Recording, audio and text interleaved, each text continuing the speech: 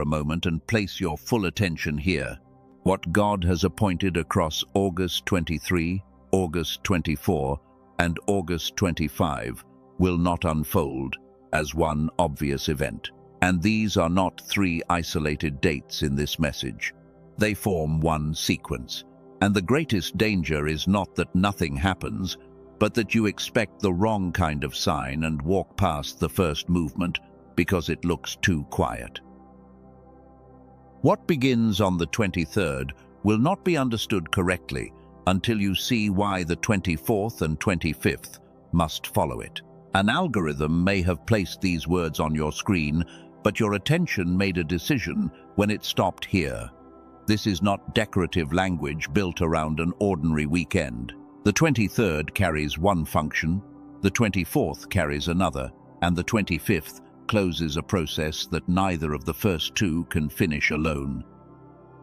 I will not give you the full sequence yet, because the condition in which you enter these days matters as much as the days themselves.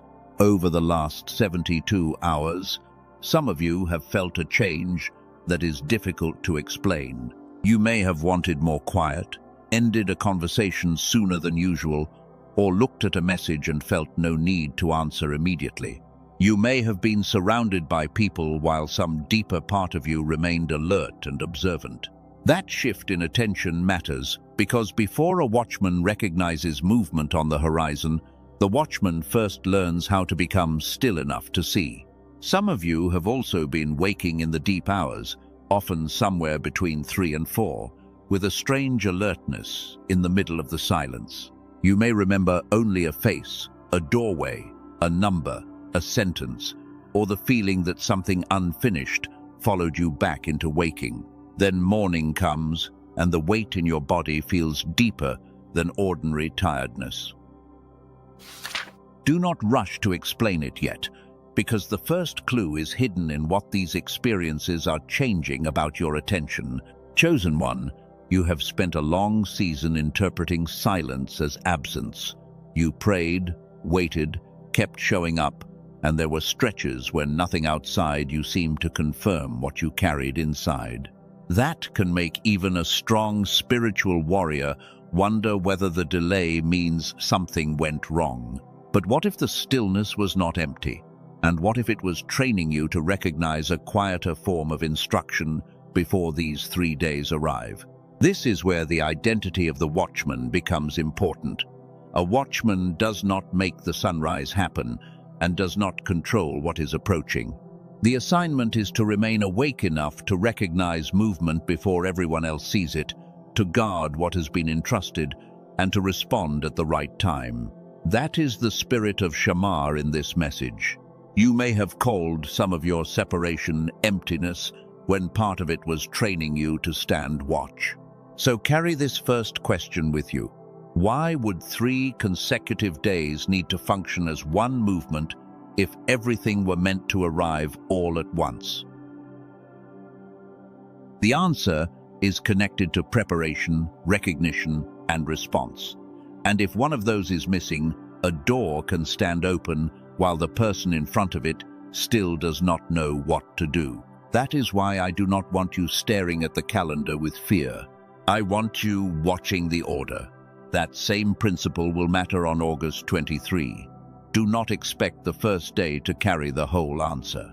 The opening movement may look more like clearing than arrival, more like clarity than celebration, or more like a boundary becoming obvious than a reward appearing in your hands. Many people become confused here because they expect every movement from heaven to feel immediately like increase, when sometimes increase begins by showing you what cannot continue.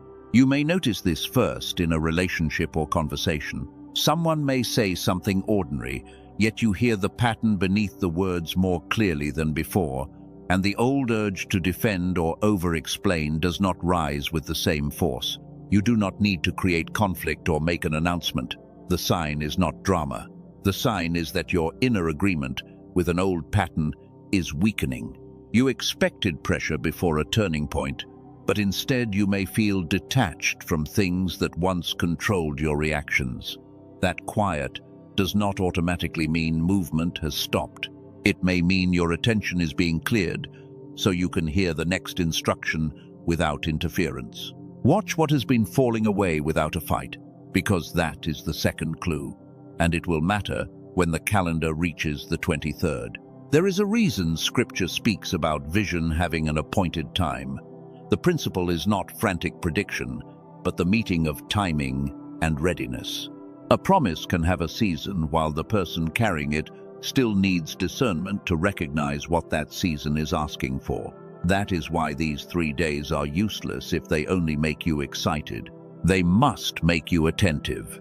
Anointed one, there is another layer here that is more uncomfortable. Not every open door should be entered simply because it opens quickly, and not every returning person belongs in the next chapter simply because the words sound better this time.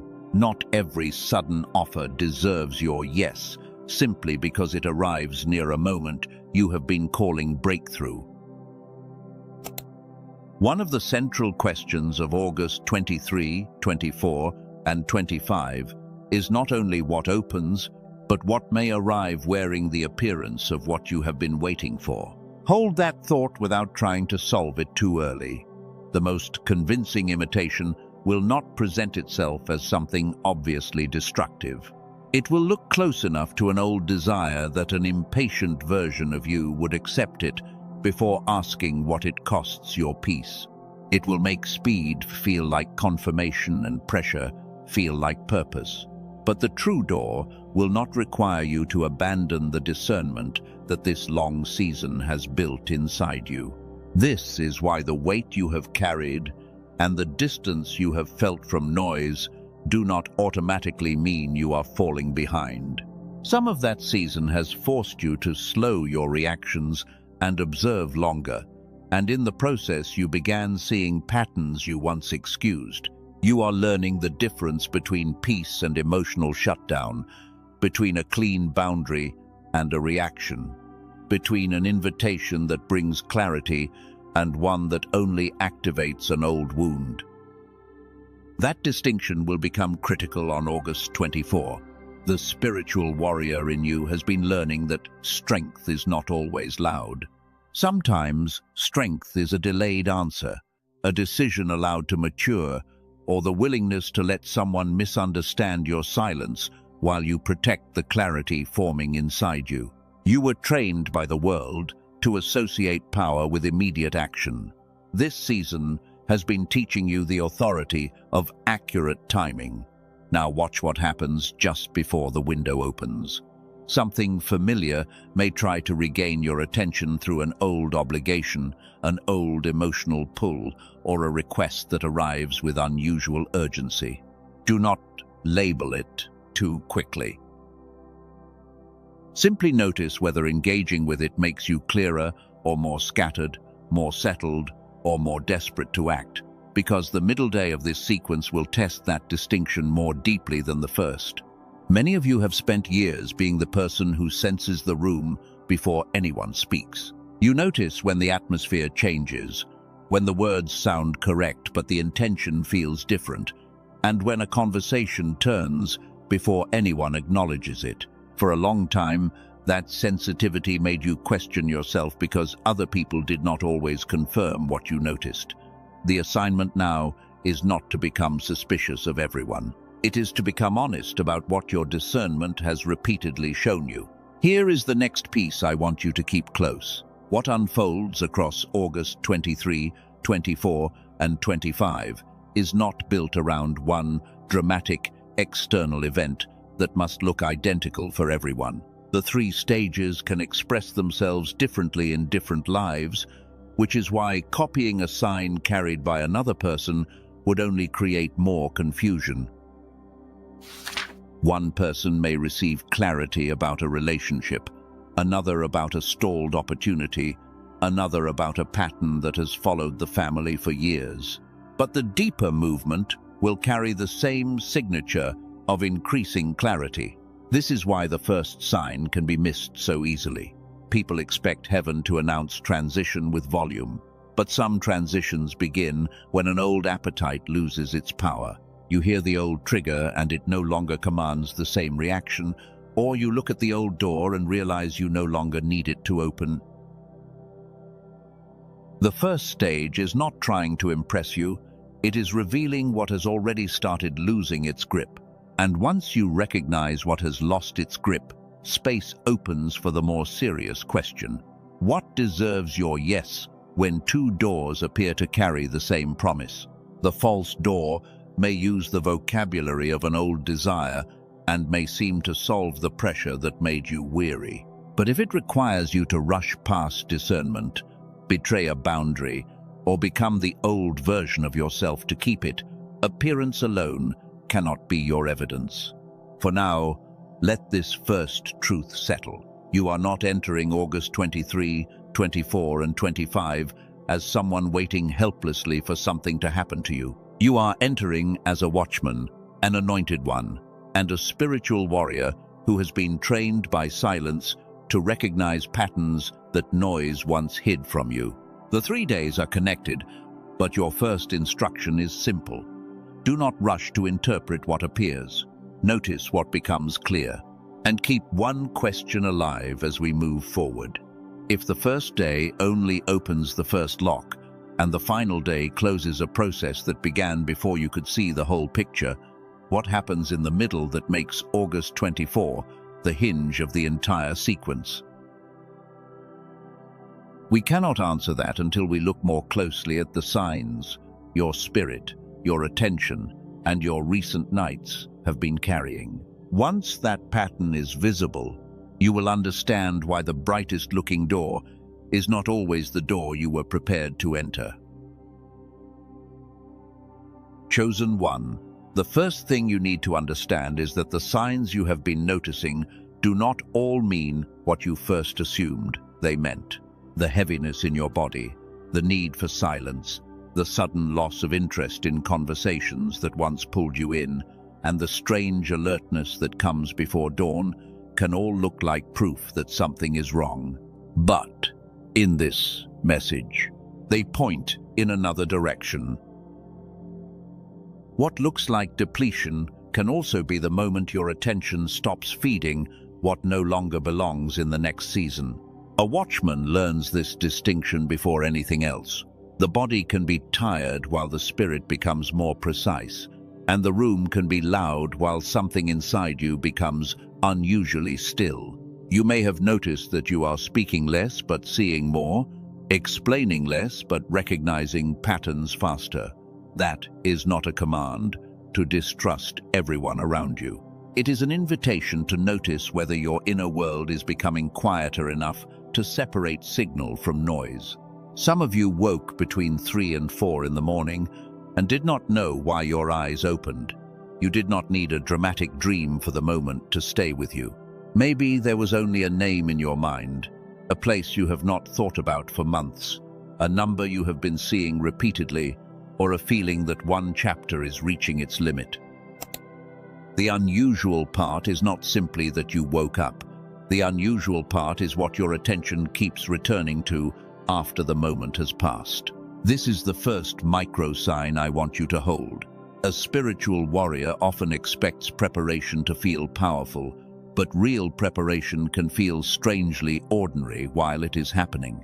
You clean something you have ignored, cancel something you no longer want to carry, stop checking for a reply, or decide not to reopen an old argument. Then later you realize that the small action created room for a much larger decision. The quiet action may matter more than the dramatic feeling. Now, look again at August 23, August 24, and August 25. These dates sit beside one another, but they do not carry the same assignment in the structure of this message. August 23 falls on a Sunday, August 24 on a Monday, and August 25 on a Tuesday, creating a natural movement from stillness into decision, into establishment. I am not asking you to turn the calendar into superstition. I am asking you to notice the order, because the order is what gives the 3 days their meaning here. Sunday is the threshold in this sequence. It represents the clearing of noise, the ending of an old agreement, and the moment when you stop forcing an answer simply because silence makes you uncomfortable. Monday moves differently. It brings the question into ordinary life, where discernment has to survive messages, work, family expectations, money decisions, and the pressure to respond quickly. Tuesday becomes the point where what you recognized must become something you can stand in without returning to the old pattern. That is why the 3 days cannot be treated as 3 separate predictions. The first, without the second, would leave you with awareness but no decision. The second, without the first, would tempt you to act before your inner world is clear. The third, without both, would become a declaration with no foundation beneath it. The sequence matters because clearing, discernment, and establishment are different spiritual tasks. And here is what makes the middle of this message more important than it may seem right now. The thing that determines whether you recognize what is in front of you may not be the strength of your faith alone. There is another layer connected to the condition of the receiver, to the way attention, clarity, memory, and inner recognition work together when a person is under pressure. I am going to return to that later, because there is research behind this that deserves to be explained carefully rather than turned into a slogan. For now, hold one question. What if part of what you have called spiritual fog is also connected to how well the receiver inside you is able to recognize what is already being placed in front of it? Do not answer that question too quickly. I have not named the mechanism, and I have not given you the full explanation yet. That is deliberate, because if I gave you a solution before you understood the pattern, it would sound disconnected from everything you have lived through. First, you need to see why the watchman identity and the receiver question belong in the same conversation. The problem is that prolonged spiritual pressure can make every signal feel equally loud. A memory arrives and feels urgent. A request arrives and feels urgent. An old connection returns and feels urgent. A financial decision appears and suddenly everything inside you wants immediate relief. When every signal is treated as urgent, discernment becomes harder, which is exactly why the first movement of this 3-day sequence is clearing rather than acceleration. This is where many people misread the sign. They expect confirmation to arrive as excitement, but sometimes the first confirmation is the absence of the old compulsion. You do not feel the need to chase, defend, prove, convince, or reopen what has already shown you its pattern. The missing reaction becomes the message. And if you notice that before August 23, pay attention, because it may be the quietest clue in the entire sequence. That is part of Shema. To watch is not merely to look outward for an enemy. It is also to guard what has become sacred inside you, your peace, your attention, your ability to hear clearly, your willingness to wait 1 more hour before answering a pressured request. These are not small things.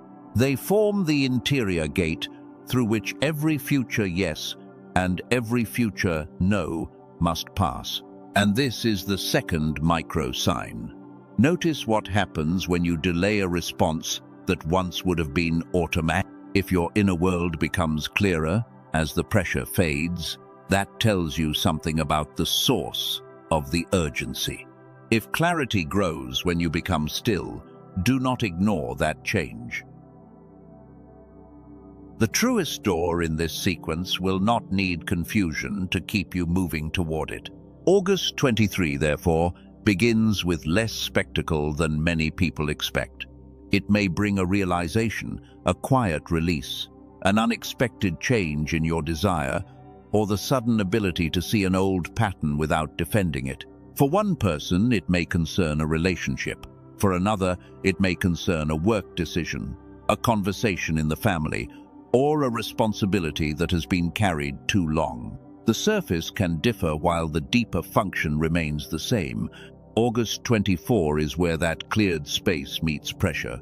Something may ask for an answer, a choice, a boundary, a commitment, or a refusal to return to what no longer fits. This is why the middle day is the hinge, but I am still not giving you the full reason yet. The important thing now is to understand that the pressure itself is not proof that the opportunity is correct. Somewhere in your recent days there may already be a missing signal, not something new that appeared, but something old that stopped controlling you. A person did not respond, and you remained steady. A plan changed and you did not collapse into frantic interpretation. Someone tried to draw you into an old role and you noticed the pattern before stepping back into it. What disappeared from your reaction may be more important than what appeared in your circumstances. Chosen one, do not fill that space too quickly. A cycle breaker often becomes uncomfortable when there is finally peace, because the family pattern trained everyone to treat tension as normal.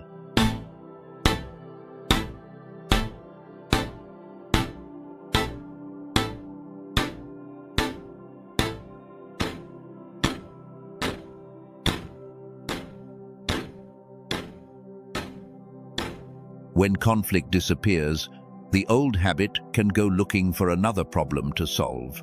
But the new assignment is different. It asks whether you can remain in stillness long enough for a cleaner instruction to form. This is why I want you to remember the phrase receiver condition without turning it into a technical explanation yet.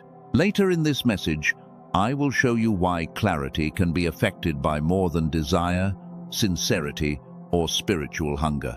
There is a reason some people pray with conviction and still describe feeling mentally scattered, while others enter a quiet state and suddenly recognize the next step with unusual precision.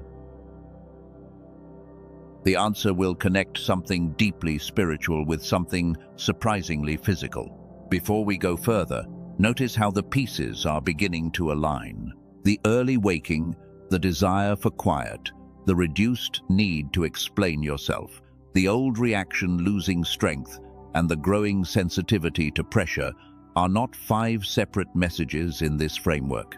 They form one preparation pattern. The watchman is not being made more fearful. The watchman is being made more precise. So when August 23 arrives, do not spend the day hunting for spectacle. Watch what becomes simpler. Watch what no longer deserves an argument.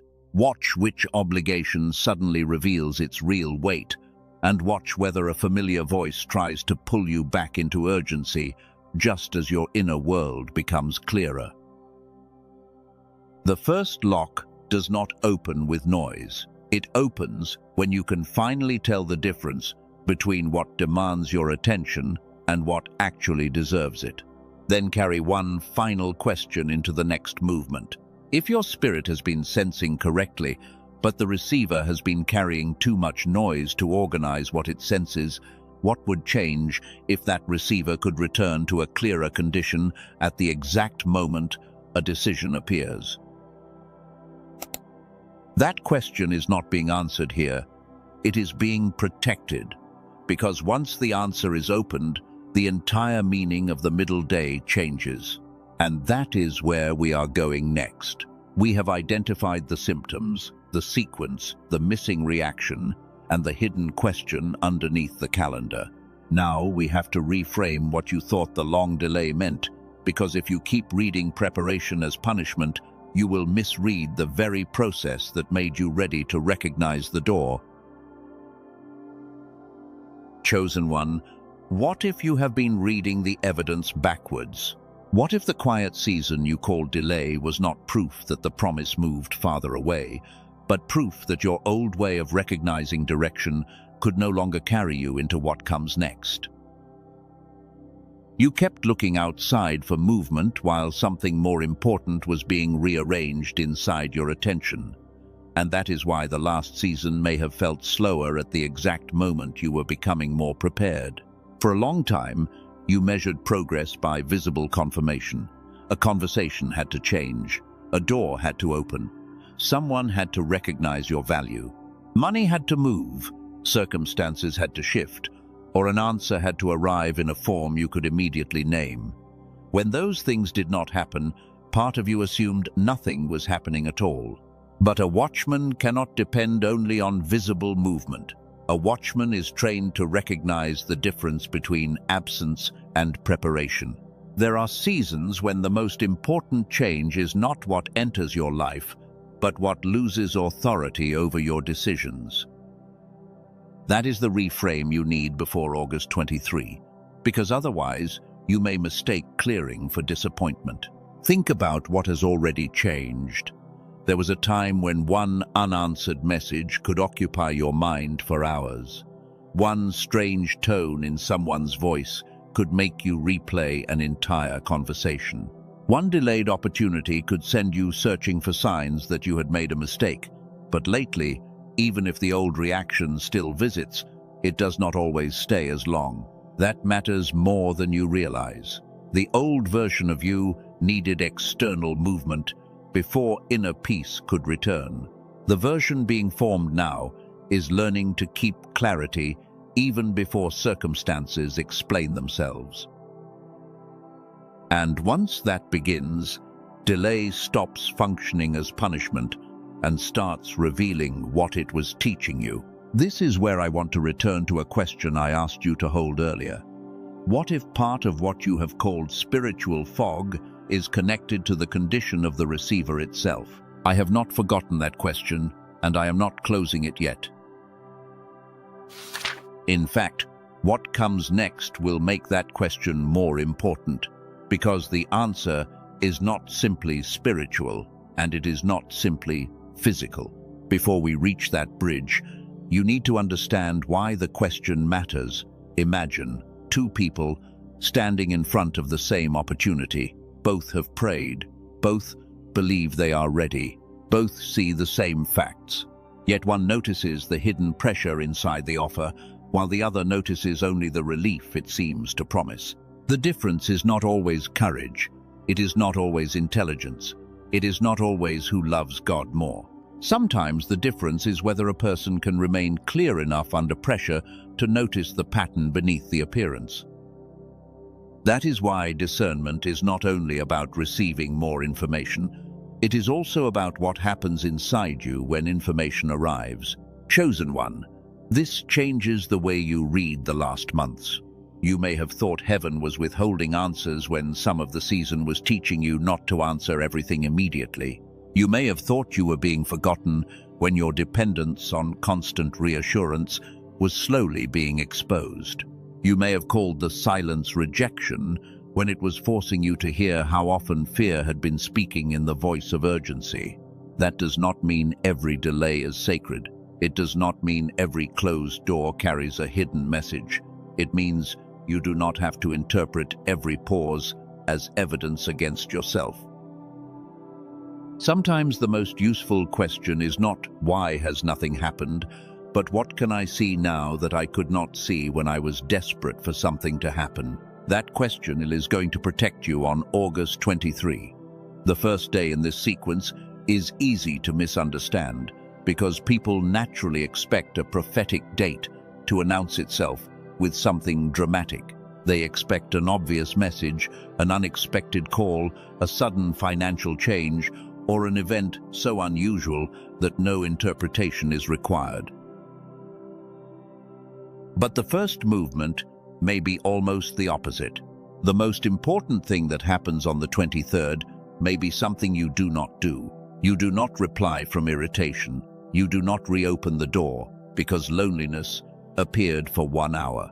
You do not accept an offer simply because it solves an immediate discomfort. You do not explain yourself to someone who has already decided how they want to misunderstand you. That is the day 23 misdirection. You may be looking for arrival while the real movement is separation. You may be waiting for addition while the first evidence is subtraction. And if that happens, do not conclude that the sequence failed. Clearing is part of the sequence. There is a biblical pattern behind this that we will examine more carefully. Again and again, preparation and visible appointment are not the same moment. David could be anointed before the throne became visible. Moses could carry an assignment before he understood how the road would unfold. Elijah could reach a place of exhaustion without that exhaustion becoming the final definition of his calling. The pattern matters because identity often arrives before circumstance catches up. A person can be prepared for a responsibility long before the environment recognizes that preparation. This gap is uncomfortable because the old mind wants immediate proof, but the gap itself can become a training ground for discernment. That is why I want you to be careful with the thought that nothing has changed. Something has changed if you can hear pressure without automatically obeying it. Something has changed if you can feel disappointment without turning it into a verdict about your future. Something has changed if a person can return with familiar words and you still take time to observe whether the pattern beneath those words is different. Chosen one. This is where your identity as anointed one becomes practical rather than decorative.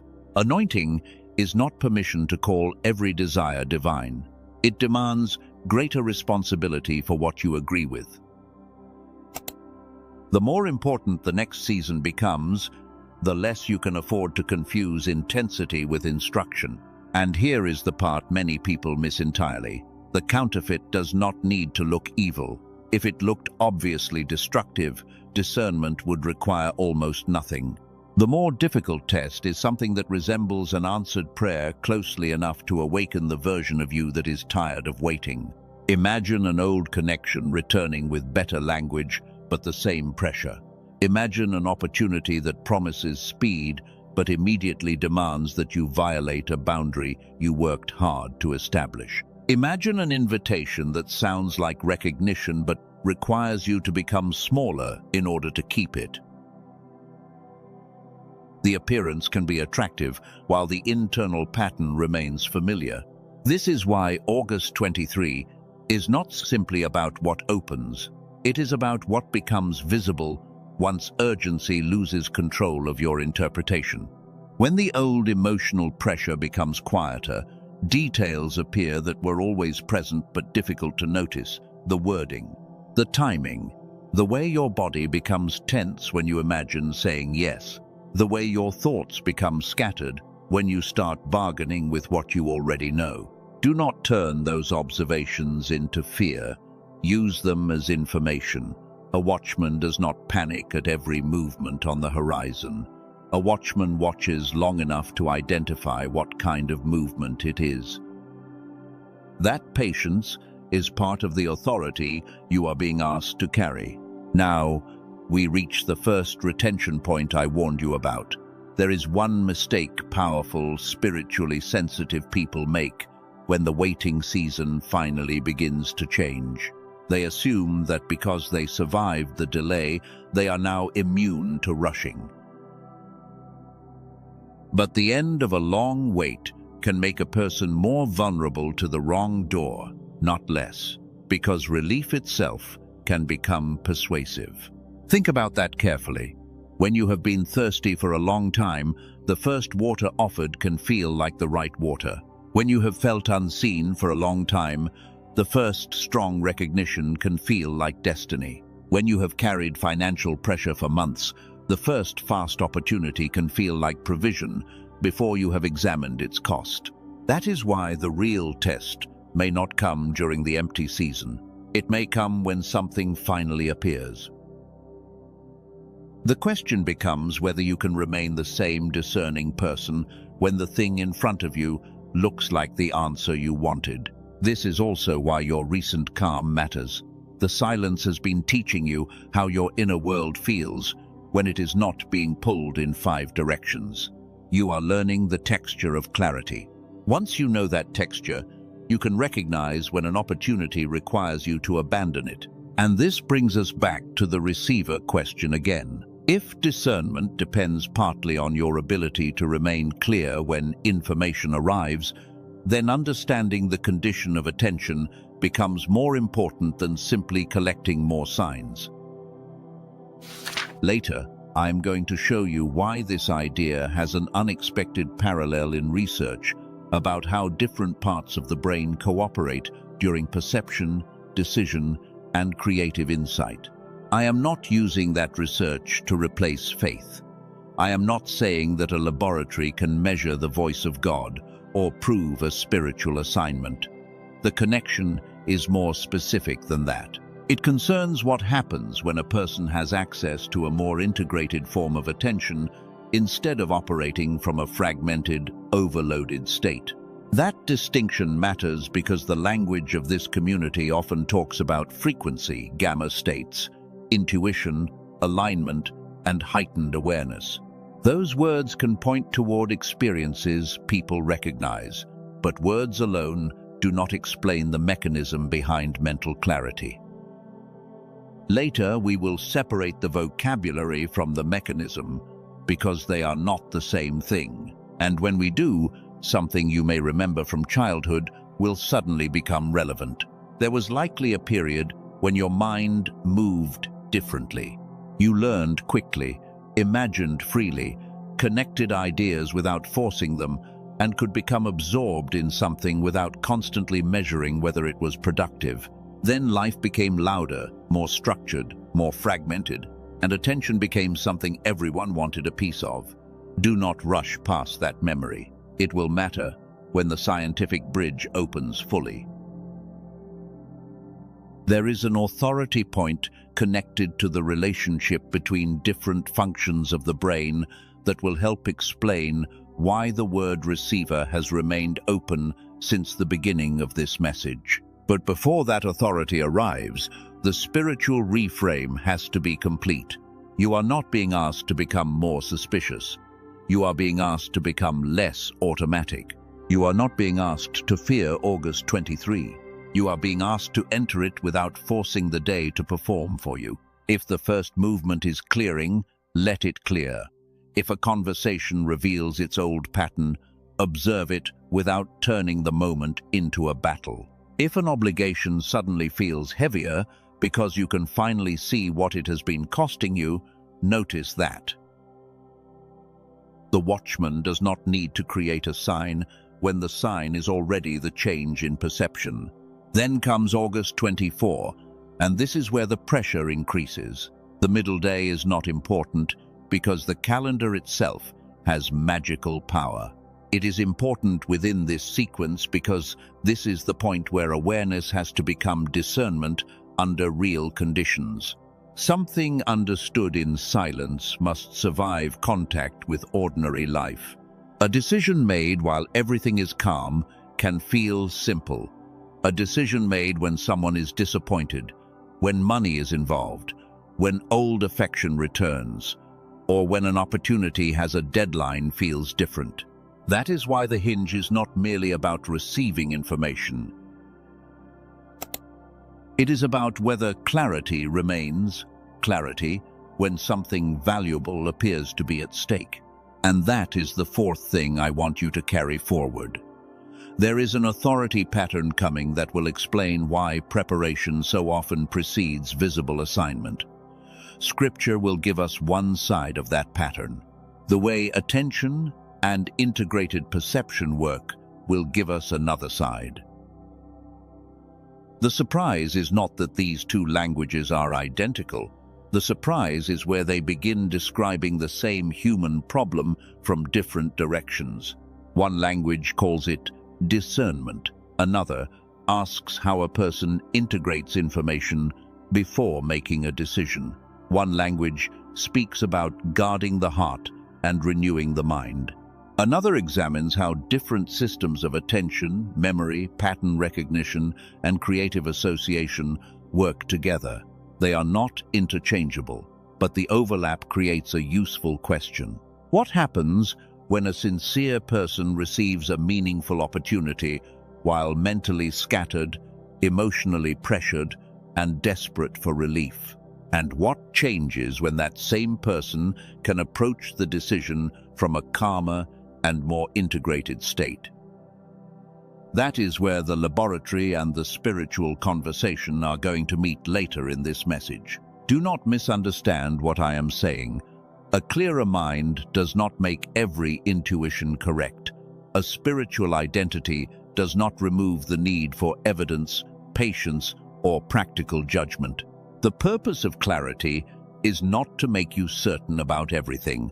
It is to make you less vulnerable to decisions driven only by pressure. That is why the long delay may have been doing more than frustrating you. It may have revealed where you still confused urgency with instruction, attention with obsession, and emotional intensity with confirmation. You have been learning to let a feeling exist without immediately building a prophecy around it. That is maturity, chosen one. The old version of spiritual sensitivity needed every unusual event to mean something immediately. The watchman can notice, record, wait, compare, and remain open. The spiritual warrior does not lose power by checking the pattern. The spiritual warrior becomes harder to manipulate. And that is exactly why the counterfeit warning belongs in this sequence. The wrong door does not need your ignorance. It only needs your impatience. If it can make you act before the full pattern becomes visible, it does not need to deceive you forever. It only needs one premature yes. August 23, therefore, becomes a test of clearing. August 24 becomes a test of discernment under pressure. August 25 will become something different, but we are not ready to name its full function yet. First, the middle day has to make sense, because without understanding the hinge, the final movement becomes only another date.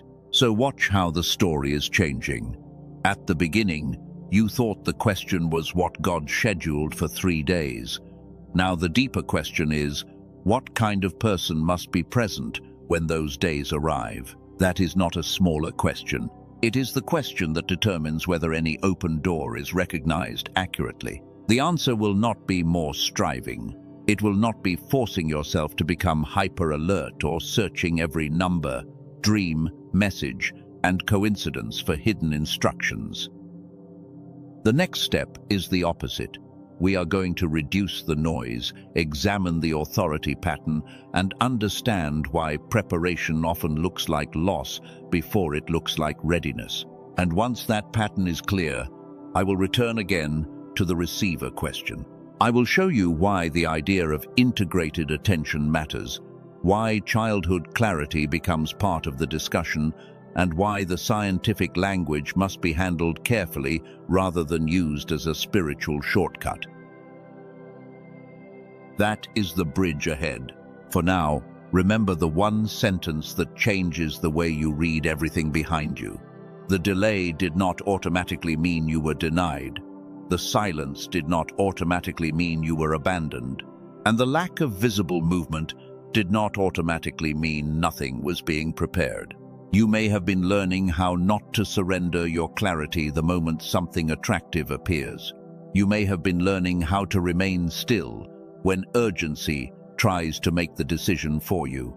You may have been learning how to recognize the difference between a door that honors the person you have become and a door that only rewards the person you used to be. That distinction is about to become the center of everything, because the next layer takes us out of theory.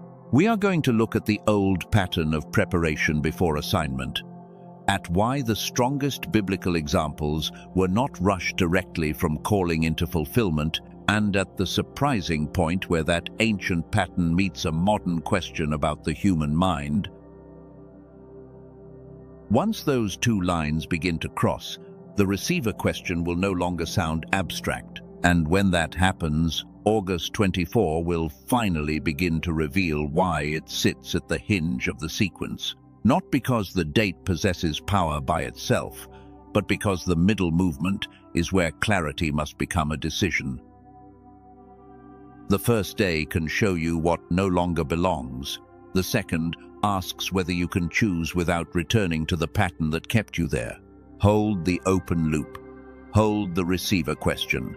And most importantly, hold the possibility that you have been reading your own preparation backwards.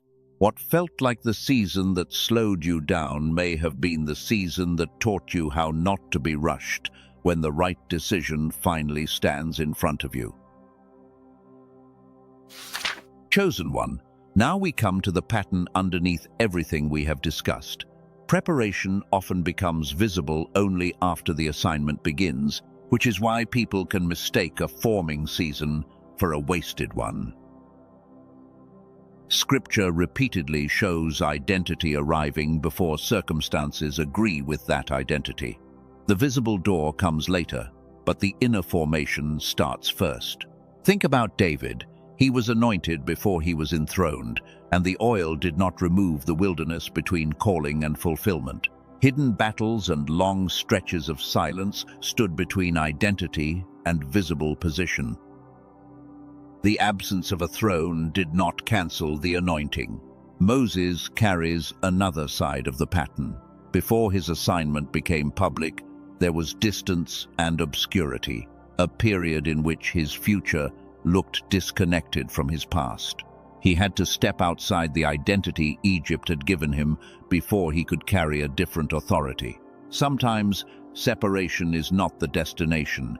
It is where an old identity loses its grip. Esther shows the pattern through timing. Her preparation required restraint, observation, and the wisdom not to speak too early. She did not enter the decisive moment by reacting to the first wave of fear. That is the biblical mirror I want you to hold, because August 23, August 24, and August 25 in this message also depend more on timing than intensity. If preparation has always preceded visible assignment, then the question is not only what opens on August 23. The deeper question is what has already been prepared in you that the opening will expose. A door does not create readiness. It reveals whether readiness existed before the door appeared. That is why the counterfeit can be convincing. A false door does not need to look dark. It can arrive with familiar language, a promise you wanted, and timing that feels almost perfect. The paradox is that the fastest-looking door can sometimes demand the greatest surrender of clarity. A true opening may stretch you or ask for courage, but it will not need panic to become persuasive. If an opportunity becomes attractive only when you stop asking clear questions, that tells you something. If a relationship becomes convincing only when you ignore the old pattern, that also tells you something. Discernment begins when you stop treating every strong feeling as an instruction. Elijah adds another layer. There was a moment when exhaustion did not mean the assignment had disappeared. The response was not to shame him into working harder. There was rest, nourishment, quiet, and then renewed direction. A person under pressure does not always interpret information the same way as a person who has had space to recover and observe. That brings us back to the receiver question. What if part of what you have called spiritual fog is connected to the condition of the receiver itself? What if discernment is affected not only by what arrives from outside you, but by how clearly attention, memory, pattern recognition, and judgment are working together when that information arrives? And here is the next layer you need to keep open. One specific line of research will help explain why whole brain coordination matters more than simply chasing a particular brainwave state. I am not opening that evidence completely yet. First, you need to see the problem it is meant to address. Modern life fragments attention constantly. A notification interrupts one thought, a message pulls you into another, and unfinished conversations keep running long after the room becomes quiet. The result is not that you become less spiritual.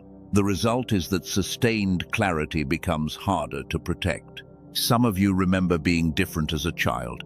You could disappear into drawing, building, reading, imagining, solving, or creating without needing anyone to confirm that it mattered. Time moved differently because your attention was not being divided into dozens of competing demands. You did not call it genius. You simply knew what it felt like to become fully absorbed. Then expectations multiplied. Performance replaced curiosity. You learned to compare, hurry, second-guess, and divide attention between the task and the fear of how the task would be judged. Keep that childhood clarity in mind. It will matter when the research bridge opens fully. Notice how closely this connects to the spiritual pattern. David learned hidden strength before public responsibility. Moses learned separation before leadership. Esther learned timing before confrontation. Elijah encountered restoration before renewed direction.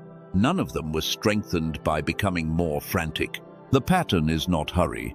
The pattern is integration.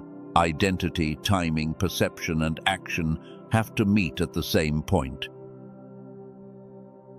That is why August 23 cannot be treated like a lottery ticket placed on the calendar. The question is whether clearing makes you more integrated before the hinge arrives. August 23, in this sequence, is where you notice what no longer deserves automatic access to you. August 24 is where something asks for a response. August 25 is where the consequence of that response begins to settle into identity and direction.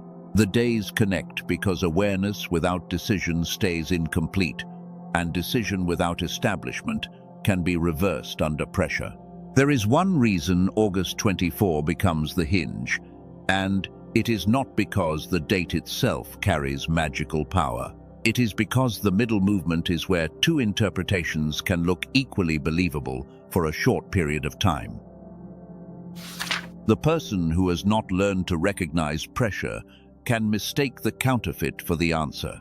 Imagine receiving a message you once begged to receive.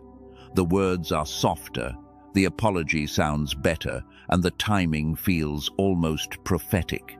The old version of you wants to call the arrival confirmation before studying whether the pattern beneath the words has actually changed. Or imagine an opportunity that offers recognition, money, movement, and relief from stagnation. But the deeper you look, the more you realize it requires you to abandon a boundary or become dependent on approval you had already learned to live without. A fast answer can still be the wrong answer. This is the door paradox. Sometimes the right door creates more clarity as you approach it, even if it requires courage. The counterfeit often creates more confusion while demanding faster commitment. One expands your ability to see. The other narrows your attention until only immediate relief remains visible. Chosen one, this is why the long, quiet season may have been more valuable than you realized. It taught you what your mind feels like when you are not constantly negotiating with other people's expectations. It showed you the cost of people-pleasing and how exhaustion can make any escape route look like provision. Now the authority bridge deepens. In neuroscience, one influential line of research into how the two cerebral hemispheres process information came from Dr. Roger Sperry, whose split brain work was recognized with the Nobel Prize in Physiology or Medicine in 1981. That research did not prove spiritual discernment. What it did help establish was that the hemispheres can contribute differently to human perception and cognition. The useful idea here is not that one person is left-brained and another is right-brained. Human cognition is far more interconnected than that slogan suggests. Different systems contribute to language, spatial processing, attention, memory, emotion, and pattern recognition. Healthy cognition depends on coordination rather than one isolated function doing everything alone. And this is where your childhood memory becomes unexpectedly relevant.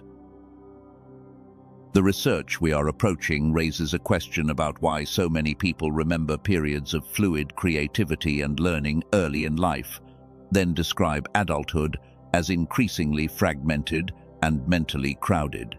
That should free you from one harmful interpretation. Mental fog does not automatically mean moral weakness. Difficulty concentrating does not automatically mean spiritual failure. It means human receivers have conditions, and those conditions can affect how clearly a person evaluates what is in front of them. You do not need to dramatize the process. You simply need to become honest about what repeatedly disrupts clarity. The first day in this sequence is about noticing interference before the middle day asks for discernment. August 25 will eventually ask whether the clarity you gained can become a stable boundary, decision, or direction. But we are not opening the full function of the third day yet. One more piece must be placed before the role of the 25th becomes clear. The next layer will bring that question closer. We will look at why whole brain coordination became important in the scientific story, why simple brainwave language is not enough to explain everything, and why the receiver metaphor can be useful without turning neuroscience into prophecy. That is the unfinished proof, and when that proof is on the table, the door paradox will become harder to ignore. The most dangerous counterfeit may not be the one that looks obviously wrong. It may be the one that arrives while your receiver is overloaded and offers relief faster than clarity can catch up. One piece of evidence still has not been opened, and it connects the Nobel Prize research, the childhood clarity you remember, and the receiver question we have carried since the beginning. When that piece is finally revealed, you will understand why the answer cannot be reduced to thinking harder, trying harder, or chasing another frequency. For now, stay with the pattern. The first movement clears, the second tests, the third establishes. The counterfeit tries to make the second movement happen before the first has finished. And the watchman refuses to let urgency decide what only clarity should decide. Hold that distinction as we continue. The authority pattern has been established, the door paradox is visible, the childhood clarity seed has been planted, and the hidden sequence is moving toward its hinge. What remains is the evidence that explains why the receiver itself matters so much when the moment of decision arrives. When that evidence opens, the question will become more practical. What state are you in when the door appears, and can you recognize the difference between immediate relief and integrated clarity before your answer leaves your mouth? Chosen one. Now the two lines we have been following begin to converge. One line came through the biblical pattern of preparation before assignment. The other came through the question of what happens inside the receiver when pressure, memory, intuition, and decision all arrive at once. And when those two lines finally meet, something you have felt for years starts to make more sense. You have probably had moments when you knew something before you could explain why you knew it. Then, another moment came when you had more information, more opinions, more messages, and somehow less clarity. That contrast matters. More input does not always produce better discernment. Sometimes it only creates more noise for the receiver to organize. This is where the evidence begins to converge. The spiritual language speaks about renewing the mind, guarding attention, testing what appears, and refusing to let pressure decide for you. The cognitive language asks how different systems of perception and thought cooperate when you are trying to understand a complex situation. Different vocabularies, but suddenly they are standing around the same human question. How clearly can you recognize what is in front of you when the moment carries emotional weight? That question is bigger than August 23 alone. It explains why the first movement in this 3-day sequence has been framed as clearing. If the receiver is overwhelmed, even a good opportunity can be interpreted through fear. If the receiver is calmer and more integrated, details that were invisible under pressure can become easier to notice. Now remember the childhood clarity I asked you not to forget. There were moments when your imagination moved without permission, when learning felt natural, when ideas connected before you knew how to explain the connection. You could focus deeply on something simply because it fascinated you. Later, that kind of attention became harder to access as responsibilities, screens, comparison, pressure, and constant interruption multiplied. The product material connected to the resource I am about to describe builds its explanation around that decline. It points to research associated with Dr. Roger Sperry, whose work on functional specialization between the cerebral hemispheres was recognized with the Nobel Prize in Physiology or Medicine in 1981. The important point here is not the popular myth that one side of the brain does everything logical while the other side does everything creative.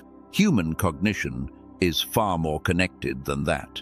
The useful question is coordination. Different functions of the brain contribute to language, spatial awareness, memory, attention, creative association, and decision-making.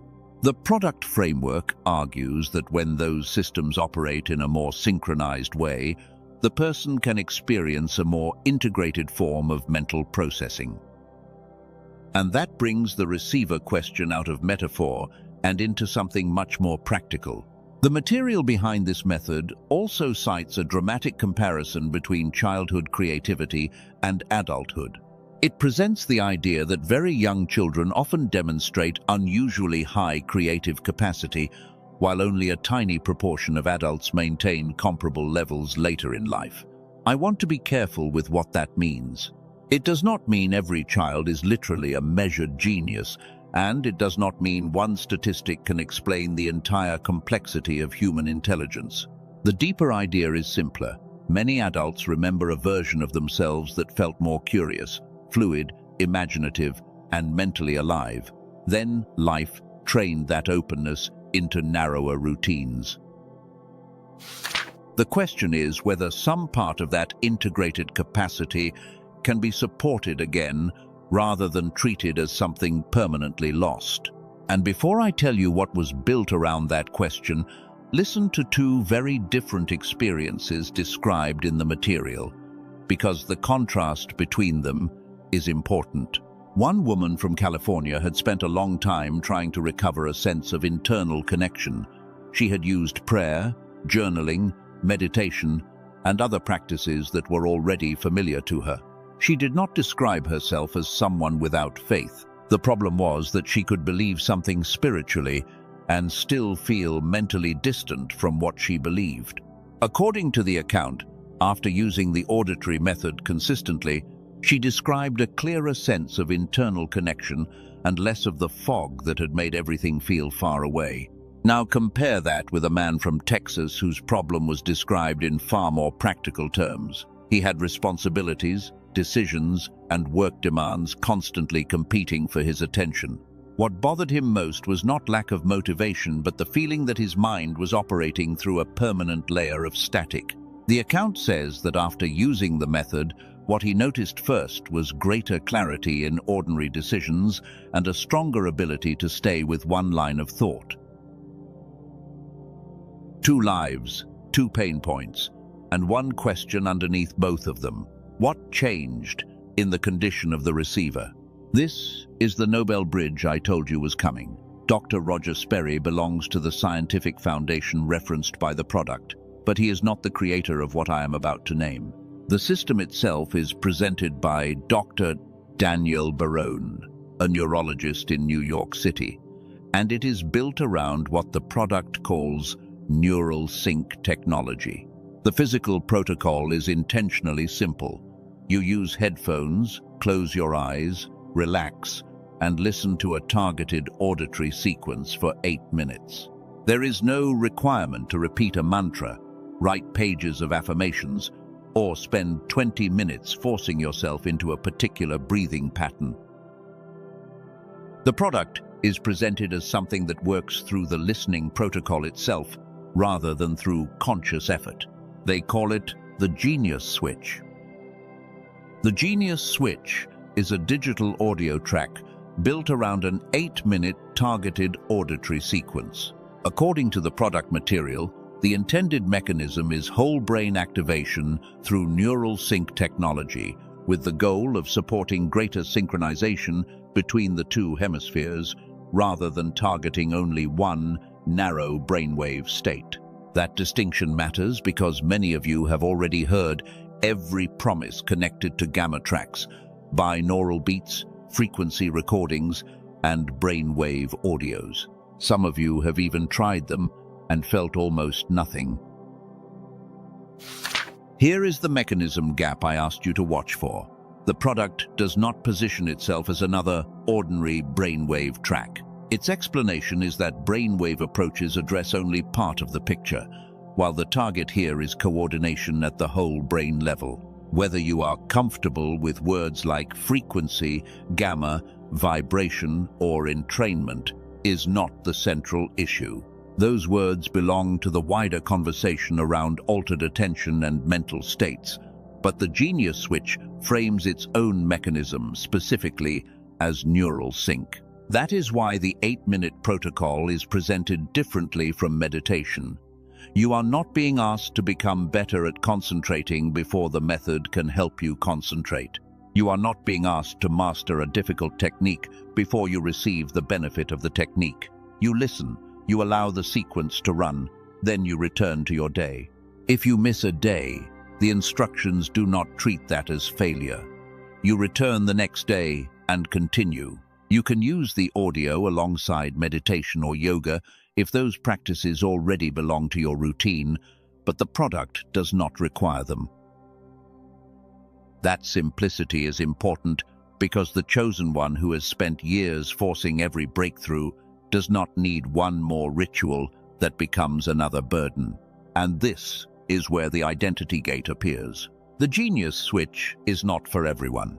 It is for the chosen one who recognizes that spiritual preparation does not remove the responsibility to protect the mind that must carry the assignment. It is for the watchman who knows that discernment becomes difficult when attention is scattered across too many voices. It is for the anointed one who refuses to call mental fog a character flaw when there may be practical ways to support clearer cognition. Most people will hear about something like this and move on immediately. That is their decision. This message is not asking you to build your identity around a product.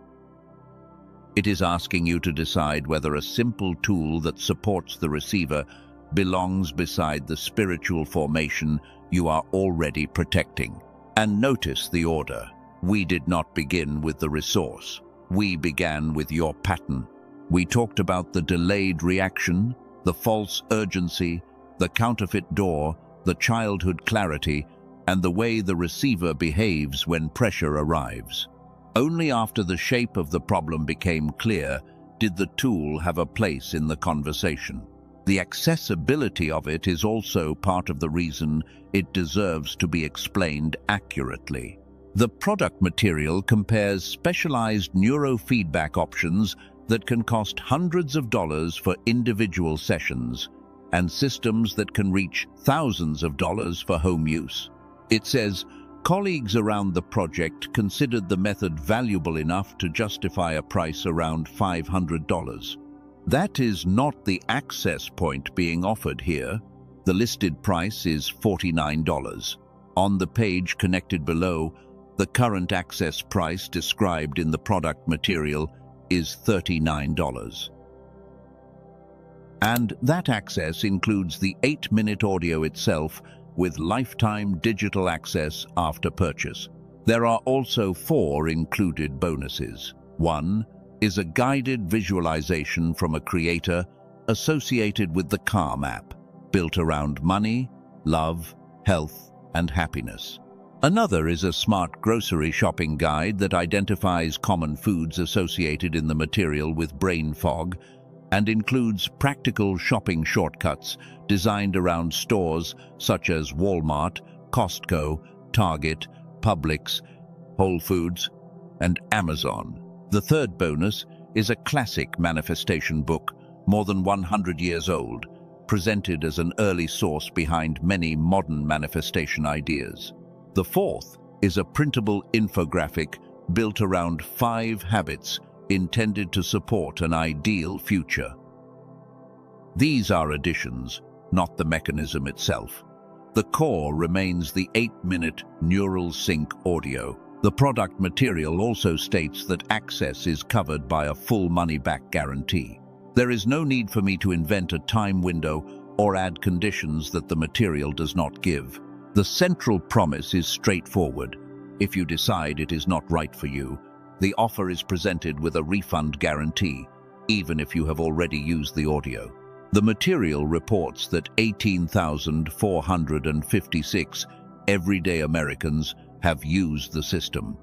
That number is part of the product presentation, not something I am asking you to accept as proof of what will happen in your own life. Your experience still has to be your experience. A testimonial cannot make a decision for you, and a number cannot replace discernment. This is exactly where the spiritual framing has to remain clean. A tool cannot make God obey you. An audio track cannot replace prayer, wisdom, patience, medical care, or practical judgment, where those things are needed. The reason it belongs in this message is narrower. It is being presented as a resource for supporting clearer mental processing while you continue doing the deeper work of discernment. Now, think about August 23 again. If that first movement is clearing, the goal is not to make you more excited. The goal is to reduce interference. And if August 24 is where clarity is tested under pressure, then entering that hinge with a calmer and more integrated receiver becomes relevant in a way it was not 10 minutes ago. That is the evidence convergence. The spiritual pattern said preparation comes before assignment. The cognitive conversation said the condition of attention changes how information is processed. The product positions itself at the meeting point by asking whether greater neural coordination can support the kind of clarity you have been trying to protect. But there is one more caution before you decide anything. Do not confuse the first search result you find with the resource being described here. The product file states that the Genius Switch is distributed through its official website and is not presented as an official product on Amazon, YouTube, or Spotify. If you choose to look at it, use the path in the description or the pinned comment so that you can review the actual page and the exact terms for yourself. That is especially important because familiar words can hide different mechanisms. An audio labeled Genius, Gamma, Brain Activation, or Frequency does not automatically mean it is the same protocol. The counterfeit warning applies here in a practical way. Similar language is not identical technology, and there is a second form of counterfeit that has nothing to do with a product page. It is the temptation to use any tool as permission to stop discerning. No method should become a substitute for watching the pattern of your own decisions. If something makes you abandon practical wisdom, ignore evidence, or treat every emotional surge as a divine command, then you have moved away from the clarity this entire message has been building. The chosen one does not surrender discernment to a tool. The tool serves the watchman, not the other way around. That is the identity gate, and it matters more than the price. The access page states that the current price is $39 rather than the listed $49. The product material also says the price can rise, so the current amount is not presented as permanent. I am not asking you to manufacture urgency around that. Read the page, Examine what is being offered and decide from clarity rather than pressure. Because the deeper cost we have been discussing is not a $10 difference. It is what happens when a person repeatedly enters important decisions in a state of fragmentation, confusion, and exhaustion.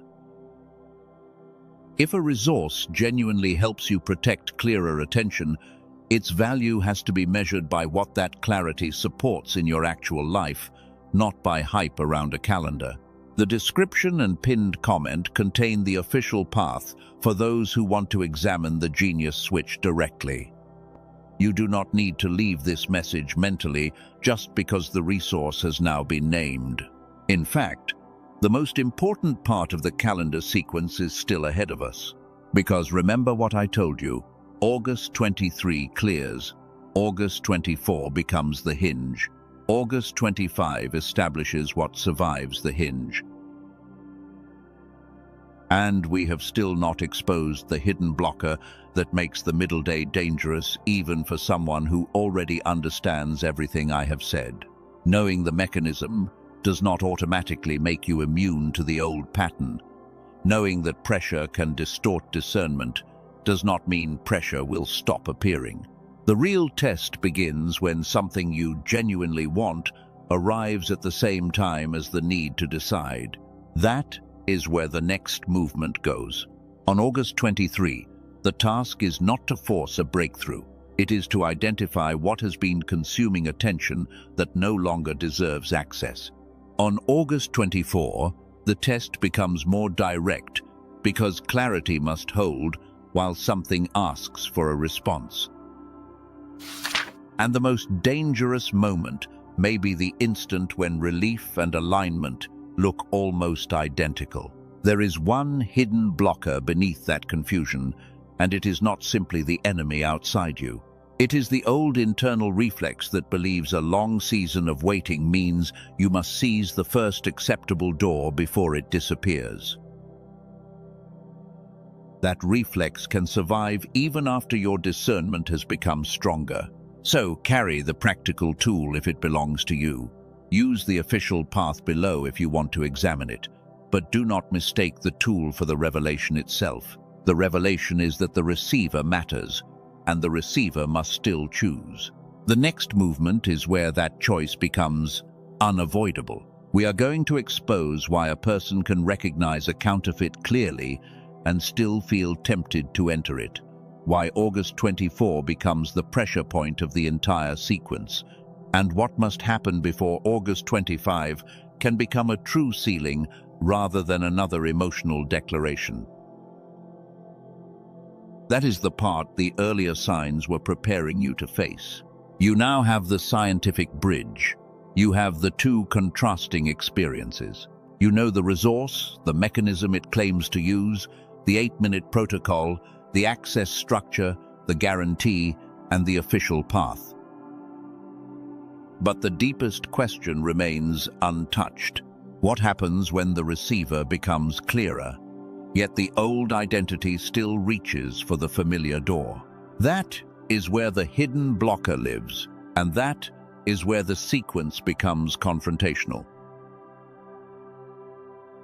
Chosen one, now we have reached the point where the message stops being comfortable and becomes precise.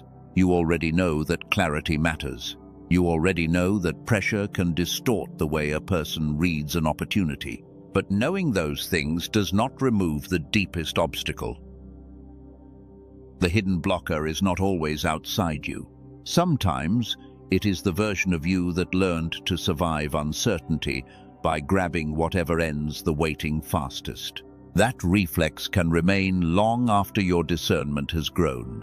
You can recognize the old pattern intellectually and still feel your body leaning toward it when relief appears. You can know that a door deserves examination and still hear an urgent voice inside saying that you have waited long enough. This is where powerful people lose themselves, not because they cannot see the warning, but because they become tired of honoring what they see. Think about how long you have been carrying certain prayers. When waiting continues for months or years, The heart does not only become patient, it can also become hungry for finality. You want something settled. You want the question answered. You want the season to stop feeling unfinished. And that hunger can create a dangerous shortcut. The moment something resembles the answer, the mind can begin completing the story before the evidence is complete. You start explaining away the detail that does not fit. You rename pressure as excitement. You call anxiety anticipation because you want the door to be the door. That is the hidden blocker. It is not lack of faith. It is premature agreement. Chosen one, this is why the first day of the sequence matters more than it appears. August 23 is not being framed here as the day when you chase the largest sign. It is the day when you identify what is still capable of rushing your inner world. Before you can recognize the right door, you need to know which old pressure still has a key to your attention. For some of you, that pressure is loneliness. The moment someone familiar returns, discernment becomes harder because the empty space suddenly feels like it could disappear. For others, it is money. A fast opportunity becomes difficult to evaluate calmly because financial pressure has already written the ending you want to see. For someone else, it is recognition. You have spent so long being underestimated that the first person who strongly validates your gift can feel like destiny. But recognition is not automatically alignment. A person can admire what you carry and still be wrong for the place you are going. That is the first hidden test of August 23. What still becomes louder than your peace when it appears? Do not answer quickly. Watch the reaction. The answer may not be the thing you fear most. It may be the thing you desire most, because desire can make pressure look innocent. This is where the 3-day protocol begins.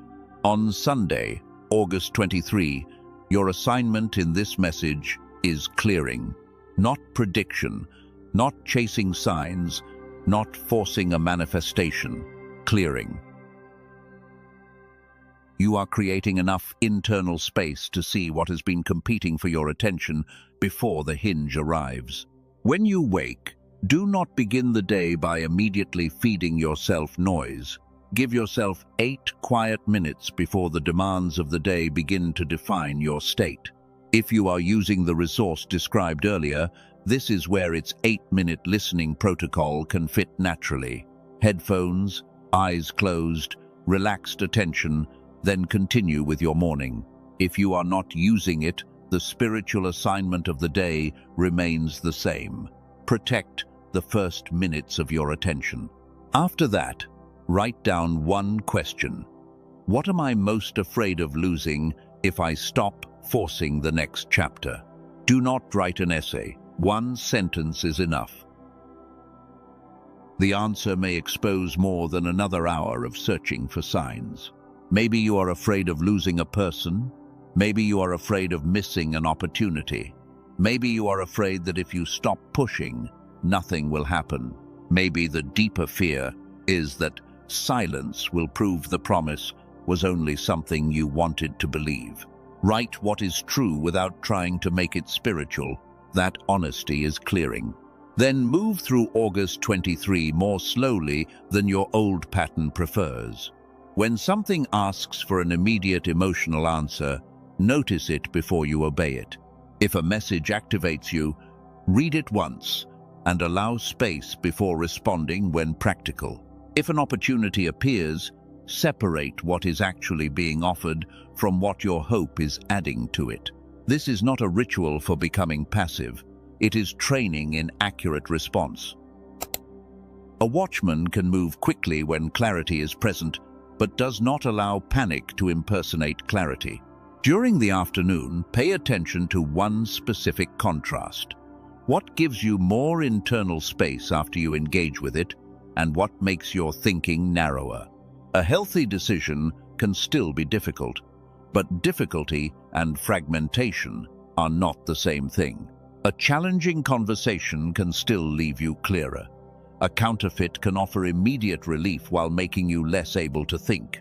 That distinction is subtle, which is why most people miss it. Here is the first micro hook inside the protocol. The strongest sign of the 23rd may not be an event that enters your life. It may be the moment an old trigger enters and discovers that it can no longer command you. You see the name on the screen and your breathing does not change the way it used to. You hear the criticism and do not feel compelled to build a defense. You notice the opportunity and feel interested without becoming desperate. That is not emotional emptiness. It may be evidence that the old pattern has lost some of its authority. At some point before the day ends, remove one source of unnecessary noise for the rest of the evening. It can be a conversation you do not need to continue, an endless stream of notifications, repeated checking of something you cannot control, or the habit of seeking another person's opinion after you already know what your own boundary requires. Keep the action simple. Then write one more sentence before sleep. What became clearer when I stopped reacting? That sentence becomes the bridge into August 24, because Monday is different. The 24th is not primarily about clearing, it is about discernment under contact. The quiet understanding from Sunday now has to survive ordinary pressure. Work begins, messages arrive, people want answers, responsibilities return, and something you recognized in stillness may suddenly become inconvenient to honor. This is why the middle day becomes the hinge. The test is not whether you can feel clear while alone in a quiet room. The test is whether clarity remains when another person's disappointment enters the room. The test is whether you can still recognize the pattern when saying no has a cost. Chosen one. This is where the old identity may try to negotiate. The people pleaser may say, "Perhaps I am being too hard." The abandoned version of you may say, "Perhaps this is my last chance." The exhausted version may say, "I cannot wait any longer." The ambitious version may say, "Maybe pressure is simply the price of breakthrough." None of those voices have to be evil to become misleading. They are protective strategies built during older seasons. They learn to keep connection, avoid rejection, escape uncertainty, or create safety quickly. But the strategy that protected yesterday can become the blocker of tomorrow. This is the second micro hook. There is one moment on August 24 that matters more than the arrival of the opportunity itself. It is the brief space between what is offered and the answer you give. That space is where the old identity and the new identity may both speak. Listen to the difference. The old identity usually speaks in consequence. If you do not answer now, you will lose this. If you set the boundary, they will leave. If you ask another question, they will think you are difficult. If you wait, someone else will take the opportunity. The new identity speaks differently. It asks whether the decision remains true after the fear is removed. That is discernment. On the morning of August 24, begin again with a protected period of attention. If you are following the 8-minute listening protocol connected to the resource, use it once as directed. Do not turn it into a superstition, and do not keep replaying it in an attempt to force certainty. The point is not magical repetition. The point is to enter the day from a less fragmented state. Then, identify the one decision or relationship currently carrying the greatest emotional charge. Do not ask only, "What do I want?" Ask 3 questions. What are the facts? What is the pattern? What changes inside me when I imagine saying yes? Those questions force desire to share the room with observation. If the facts and the fantasy are different, notice that. If the words have changed but the pattern has not, notice that. If imagining yes creates immediate relief but also requires you to abandon a boundary you established for a good reason, notice that too. You do not have to call the answer divine or counterfeit in the first minute. The purpose of the questions is to slow interpretation enough for evidence to become visible. Chosen one, the counterfeit test is becoming clearer now. The wrong door often tries to make speed part of its persuasion. The opportunity may not literally demand an answer in seconds, but your old pattern begins creating an imaginary deadline. Suddenly, everything feels as though it will disappear if you examine it too carefully.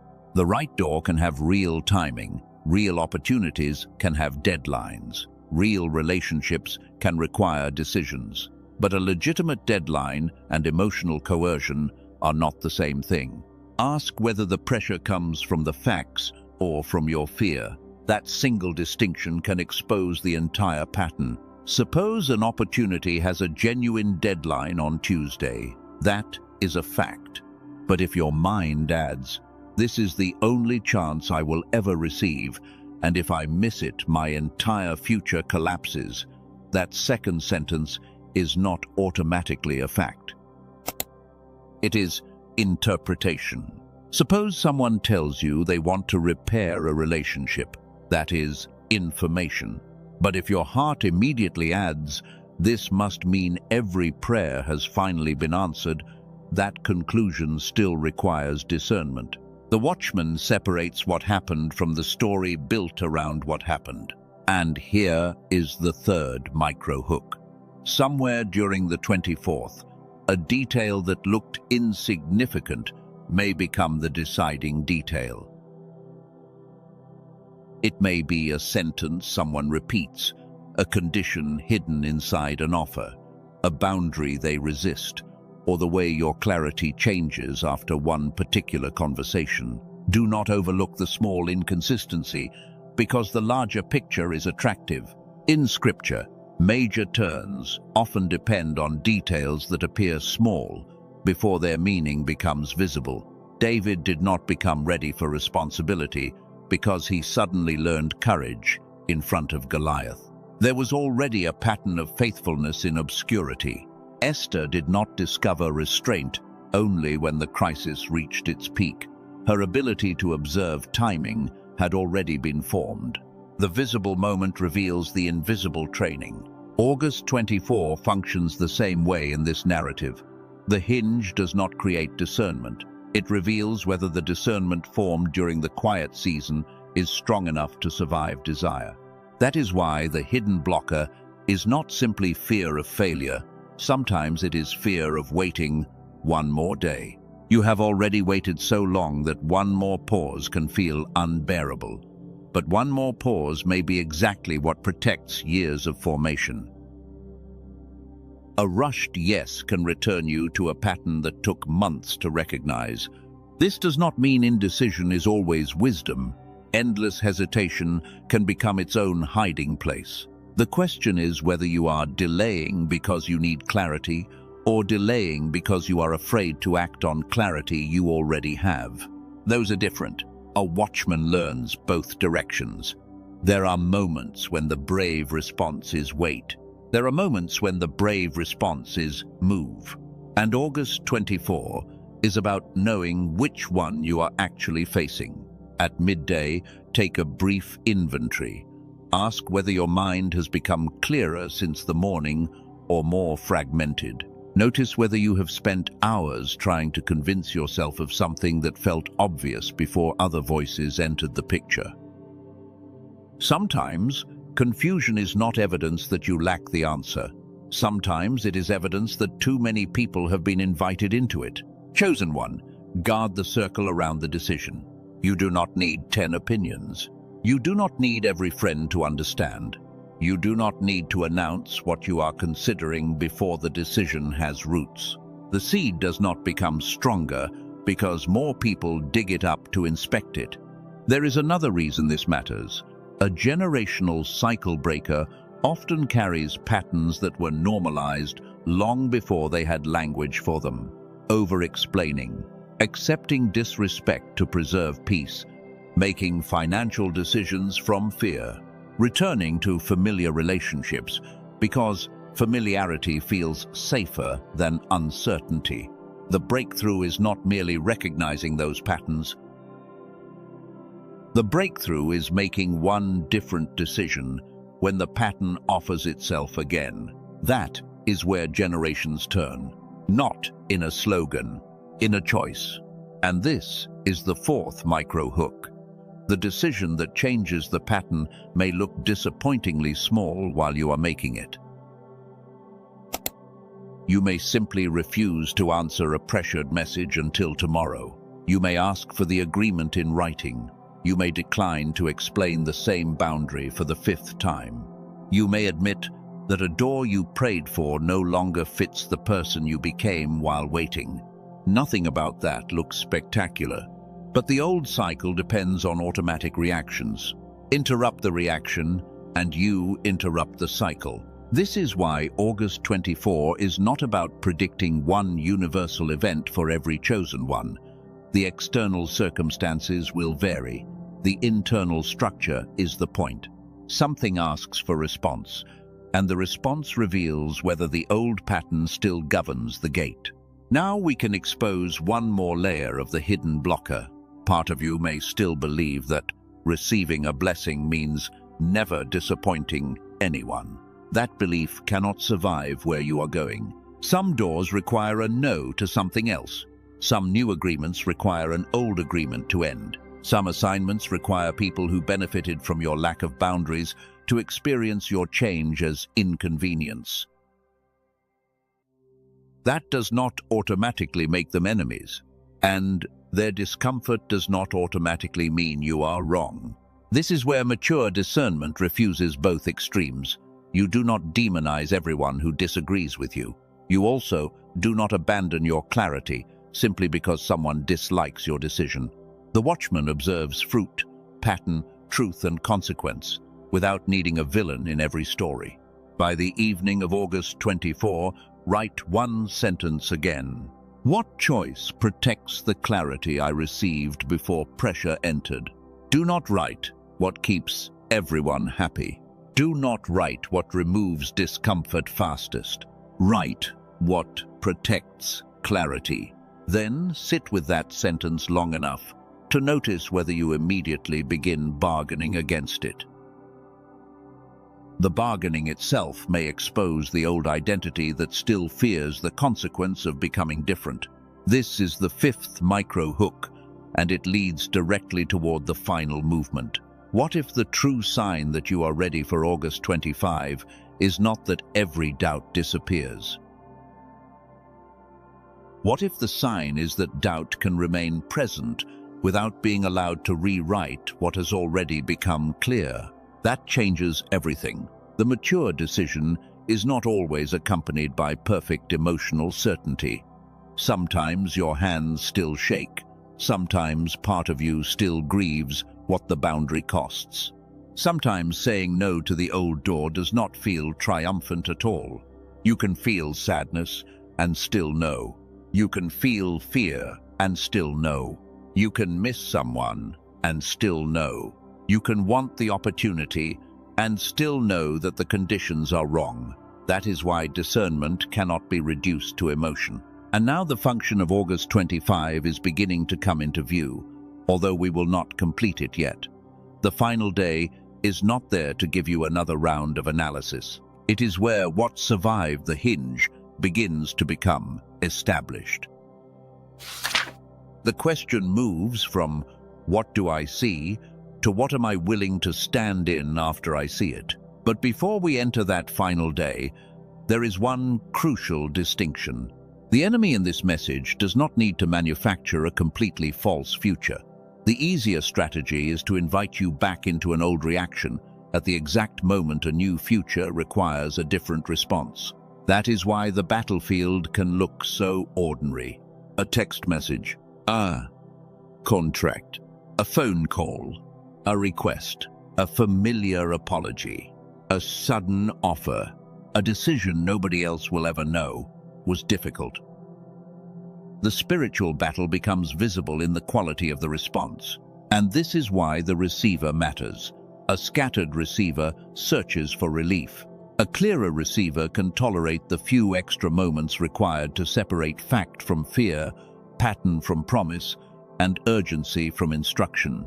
The resource described earlier can support a practical clarity routine if you choose to use it. But no audio can make the decision for you. No protocol can create integrity where you refuse to act on what you see. The receiver can become clearer, but the watchman still has to guard the gate. That is the confrontation. You asked for clarity.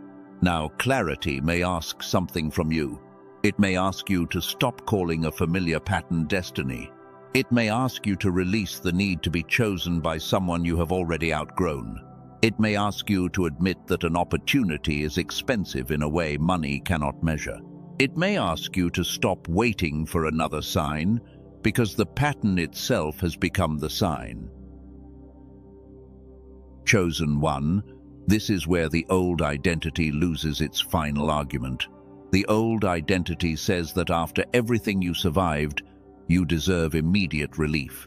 The new identity says that after everything you survived, you deserve not to abandon your discernment for immediate relief. That is a different kind of power, not the power to control every outcome.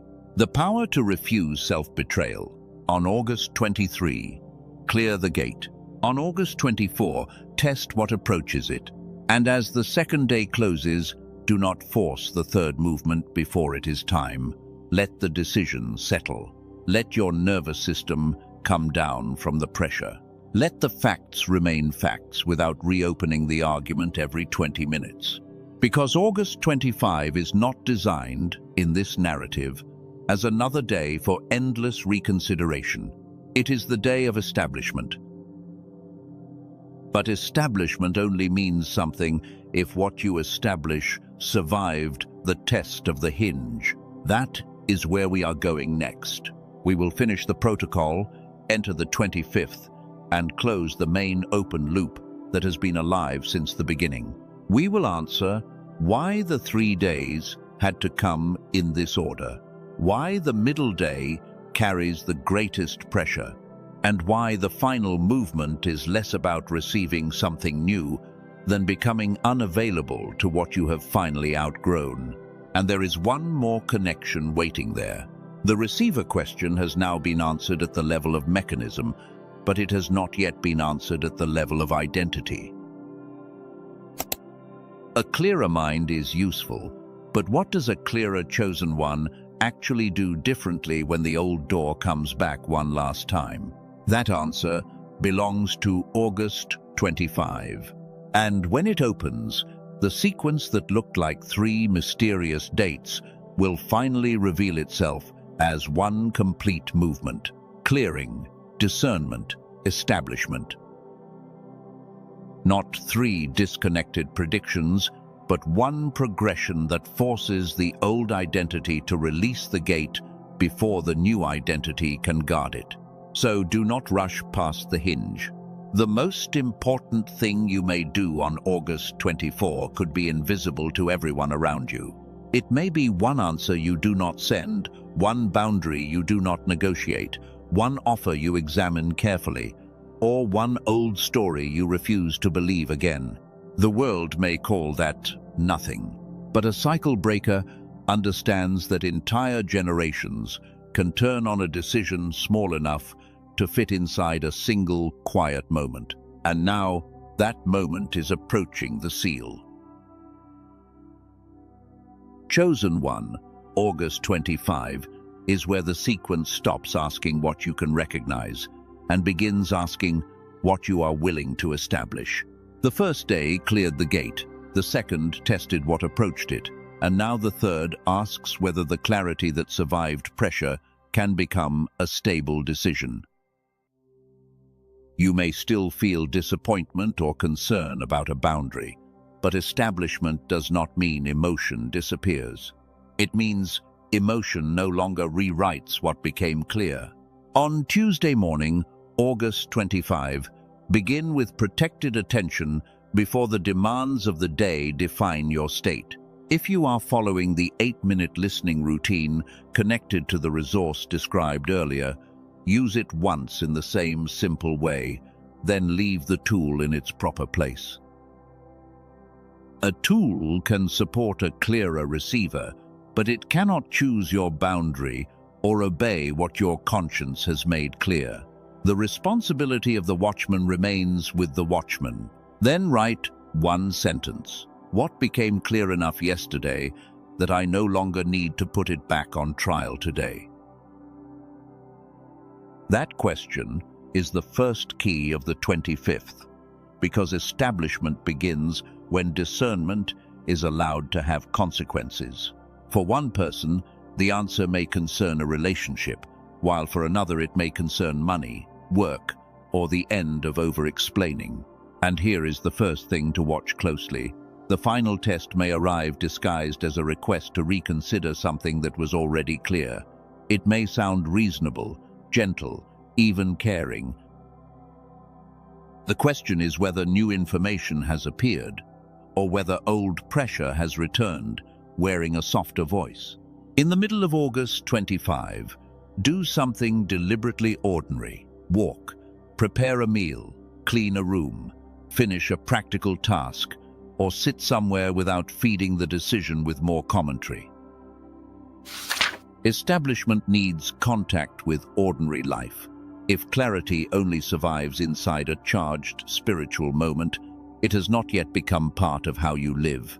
During that ordinary action, notice whether your mind creates a new emergency. It may replay what someone said, imagine the future without a door you declined, or whisper that one more message could resolve everything. Do not fight the thought, and do not turn it into an assignment. Let it pass and see what remains. This is the second key of the 25th. You do not have to obey every thought because it arrived with intensity, and you do not have to treat every memory as instruction. The deeper test is whether you can distinguish emotion from direction, possibility from obligation, and immediate relief from integrated clarity. That distinction is what the earlier preparation was building. The same principle applies to the resource discussed earlier. A practical aid can support clarity, but spiritual responsibility cannot be outsourced. No technology should become a substitute for prayer, evidence, wise counsel, medical care where needed, or the courage to act on what you already know. What God is forming in you is larger than any tool, and the tool belongs beneath that formation. Now return to the sequence itself. On August 23, the question was, what needed to lose access to your attention? On August 24, the question became, what remained true when pressure entered? On August 25, the question changes again. What are you willing to build around the clarity that survived?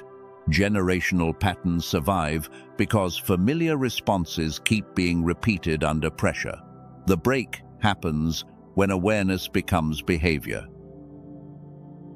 If your family pattern taught you to preserve peace by swallowing truth, establishment may mean speaking calmly and clearly. If it taught you to earn love through sacrifice, it may mean allowing disappointment without paying for the comfort of another person with your own abandonment. Chosen one, this is where August 25 reveals its deeper role. It is not another day of searching. It is the day where the watchman closes one gate so attention can stop leaking backward. You cannot guard what is ahead while continually turning around to renegotiate what you already released. You do not need an audience for establishment. Some of the strongest changes occur when nobody claps and nobody knows an old cycle just lost access to you. And now we can answer the question that has remained open around August 24. Why does the 24th sit at the hinge rather than the 25th? Because the middle day is where clarity is exposed to pressure before it can be trusted as a stable direction. The 25th does not create the answer. It establishes what remained after the answer was tested. Establishment before testing would harden an assumption, while testing before clearing would leave too much noise inside the receiver. Now the three movements compress into one pattern. August 23 removes interference. August 24 separates pressure from instruction. August 25 gives the surviving clarity a place to stand. This is the sequence you have been waiting to understand since the first minute of this message. But one final piece still has to be named. We have spoken about the counterfeit door as though it were always something outside you. Sometimes the counterfeit is more intimate. Sometimes it is an old version of yourself offering you the familiar life in exchange for relief from the discomfort of becoming different. That old version knows which fear to touch when you begin to change. It knows the loneliness that can make familiarity look safer than an unknown future. It knows the financial pressure that can make speed look like provision. It knows the old wound that can make recognition feel like destiny. It only has to persuade you that returning is easier than becoming. This is why the hidden blocker was never merely the door. The hidden blocker was premature agreement with the identity that once needed that door. August 23 is when the old agreement becomes visible. August 24 is when it asks to be renewed under pressure, and August 25 is when you decide whether it still has authority. And now the main open loop can close. What God scheduled for August 23, August 24, and August 25 in the structure of this message is not three unrelated spectacles waiting to fall from the sky. The sequence is a confrontation with how you receive, interpret, and respond when a new chapter begins to approach. The first day clears what distorts perception. The second tests discernment, where desire and pressure meet. And the third seals the new response by refusing to return automatically to the old identity. That is why August 24 had to be the hinge. A hinge is where the door actually turns. August 23 prepares the frame, and August 25 determines whether you keep walking in the direction that became clear. Without the middle test, the first day would be reflection, and the third would be ceremony. With the middle test, the sequence becomes transformation, and that is why the counterfeit can look convincing. It does not need to contradict your desire. It only needs to arrive before discernment is allowed to finish. It offers the appearance of fulfillment while quietly asking for the return of an old agreement. The true test is whether the opportunity honors the clarity that formation produced in you. Chosen one. The reveal is not that every person listening will receive the same phone call, financial event, relationship change, or external sign on the same date. The deeper reveal is that these three dates are being used as a disciplined, three-stage window for clearing, testing, and establishment. Your circumstances may differ, but the inner sequence remains the same. You do not need to hunt for spectacle to make the message real. And for the chosen one who recognized themselves when the receiver was discussed earlier, the path to the resource remains in the description and pinned comment. It is there for you to examine from clarity rather than pressure, and it does not need to interrupt what happens next. The rest of this movement belongs to what you do with the clarity you now carry. Before August 25 closes, take one final inventory. Ask what became lighter after you stopped feeding it, what became clearer after you slowed the decision, and what remained true after the strongest emotion passed. Then write one final sentence in language that fits your life. I will not rebuild what clarity asked me to release. Your family or the people who come after you may never know the exact Tuesday when you made a different choice. They may only experience the consequences of a cycle that no longer reaches them. That is the quiet dignity of the cycle breaker. Entire histories can change through decisions that looked ordinary while they were being made. This is the freedom hidden inside the 3-day sequence. Not control over every circumstance, but freedom from the reflex that lets circumstances control your interpretation. Not certainty about every future event, but greater integrity in the next decision. Not a life without pressure, but a receiver that can remain clearer while pressure speaks. From here, the message changes tone. We are no longer trying to discover what August 23, 24, and 25 mean, because that loop has been closed. Now we move toward the consequences of clearing, discernment, and establishment in ordinary life.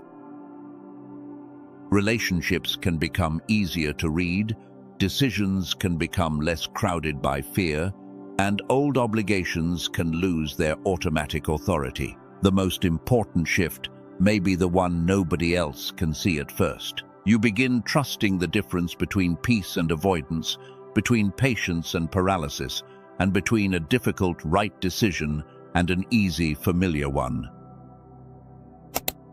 When that distinction becomes stable, the gate changes hands. The old identity is no longer guarding your future. Carry that into the next movement. Clearing showed you what had to leave the gate, discernment showed you what could not decide under pressure, and establishment showed you what must now become practice. The 3 days have done their work in the structure of this message. What remains is to understand what begins after the window has passed. Chosen one, now that the 3-day sequence has been revealed, the question changes. You no longer need to ask what August 23, August 24, and August 25 mean inside this message. You need to ask what becomes different after you have cleared the gate, tested the pressure, and established a decision that the old version of you would have abandoned. Revelation only becomes transformation when it begins changing ordinary choices. The first consequence may appear in relationships. You may notice that you no longer need to force clarity from people who consistently create confusion. You listen to what is said, but you also watch what is repeated. The relationship becomes easier to read because you are no longer trying to make the pattern say something it has never said.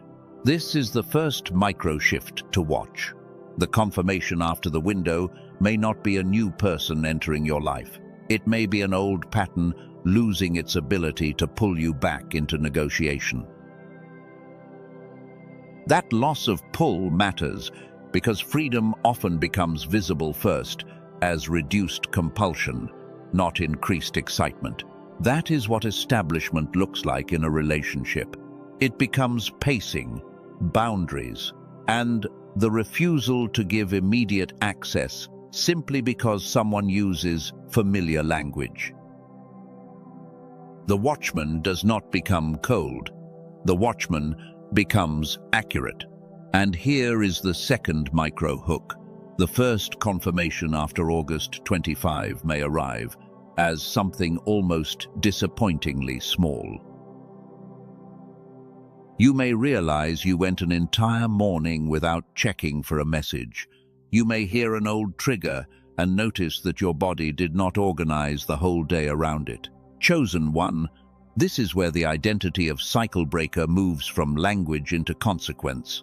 A generational cycle does not break because someone declares they are different. It breaks because, under familiar pressure, they make a decision the pattern did not teach them to make. The family may never call it spiritual warfare, but they can still live inside the result. Maybe your family taught love through over-sacrifice.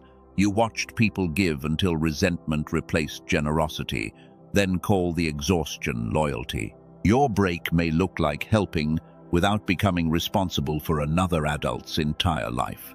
Maybe the inherited pattern was scarcity. Every decision was made as though another opportunity would never come. People stayed in harmful arrangements because uncertainty felt more dangerous than familiar pain. Your new response may simply be the willingness to wait for enough information before saying yes. That is the third micro-hook. The next breakthrough may not be something that arrives in your hands. It may be something that stops traveling through your bloodline. A reaction ends with you. A silence ends with you. A form of self-abandonment stops being passed forward as virtue. Generational change still happens through ordinary behavior. You make a healthier financial choice. You apologize without humiliating yourself. You let another adult carry the consequence of their own decision. The cycle breaker often becomes visible first through what they stop repeating. Now notice what happened to the original warning. At the beginning, the concern was that you might miss something because you expected the wrong sign. Now you can see that the greater risk was returning to an old reaction before new clarity had time to become a way of living. That is why the resolution is not a promise that every external problem disappears after August 25. Some conversations will still require patience. Some financial questions will still require practical planning. But unresolved circumstances no longer have to mean unresolved identity. And there is another consequence. You may notice how much energy was being spent on mental repetition, replaying conversations, imagining 10 future outcomes, preparing explanations for people who had not asked for one.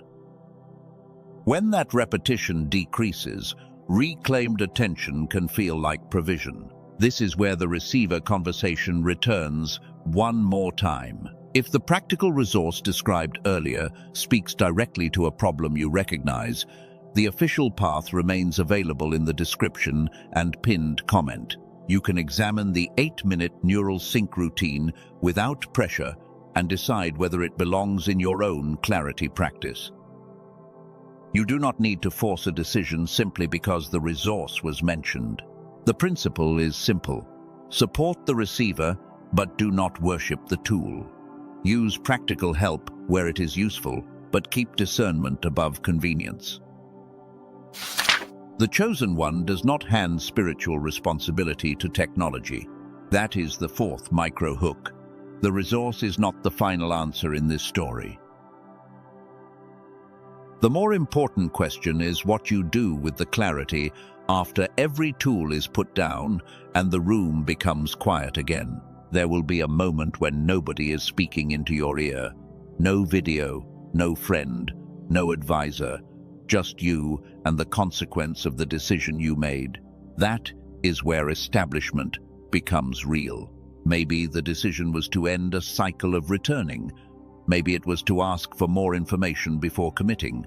Maybe it was to stop explaining a boundary that has already been stated clearly. Whatever the form, the next step is not to keep reopening the courtroom when the pattern is already established. This is where peace becomes different from certainty. Certainty says there can be no unanswered question. Peace says an unanswered question does not have to control your response to what is already clear. A watchman can live with incomplete information without surrendering the gate. That protects you from another counterfeit. The old pattern may try to convince you that peace means everything should feel easy, but some clean decisions create grief before they create relief. You can mourn what you are releasing without treating grief as evidence that the release was a mistake. You can miss someone and still know. You can want an opportunity and still know that the conditions are wrong. You can feel uncertain about the future and still know the old cycle cannot become the future again. This is where identity becomes stronger than mood. Do not call every change loss. Sometimes the relationship is not disappearing. The old contract inside the relationship is disappearing. You stop volunteering for roles that require your exhaustion. You stop calling constant availability love. You stop interpreting another person's disappointment as an emergency. This is why the message has never been about 3 dates alone. A calendar window can focus attention, but the transformation has to survive after the dates are over. If August 25 passes and the old pattern immediately regains authority, then the dates became entertainment. If the clarity becomes practice, the window served its purpose. That is the 5th micro hook. The final sign of this sequence will not be what happens before midnight on August 25. It will be what you are no longer willing to become again after the date has passed. What remains true on August 26? What remains true when nobody is reminding you? What remains true when the old door knocks again later with better language and better timing? That is what establishment is preparing you for. And this is why we are moving now toward the sacred portion of the message. Explanation has taken us as far as explanation can take us. You know the sequence. You know the hidden blocker. You know the difference between pressure and instruction, between clarity and immediate relief, between a tool and the responsibility of the person using it. Now the work becomes quieter. Place both feet where you can feel the ground beneath you. Let your shoulders drop without forcing anything dramatic. If you are holding your phone tightly, loosen your hand. You do not need to create a spiritual sensation for this moment to matter. Take one slow breath. Not because a breath changes destiny, because the body often needs a signal that the argument is over. Bring to mind the one pattern that became clearest during this message. Do not bring 10. Choose one. The relationship you keep reopening. The fear that keeps rushing your decisions. The obligation you keep carrying because guilt makes it difficult to put down. Name it silently. Then ask yourself one final question before we move deeper into the seal. What am I willing to stop rebuilding? Do not answer with what another person should stop doing. Answer with the pattern inside your own reach. Maybe you will stop rebuilding the version of yourself that needs to be chosen by everyone. Maybe you will stop rebuilding urgency every time silence appears. Maybe you will stop rebuilding a relationship by doing both people's work. Whatever your answer is, let it be simple enough to live. One clean agreement is stronger than 20 emotional declarations that disappear by morning. The watchman guards one gate at a time. You have reached the threshold between resolution and seal. From this point forward, we are not adding new theories, new products, or new mysteries. We are taking what has already become clear and giving it language strong enough to carry into ordinary life. August 23 cleared. August 24 tested. August 25 established. And now you decide what will remain established after the dates are gone. Place one hand over your heart if that feels natural. Let the other rest open. You do not need to perform for anyone. This next movement is not about proving that you are chosen. It is about agreeing to stop rebuilding what your clarity has already asked you to release. Hold the one pattern in your mind. Do not fight it. Do not fear it.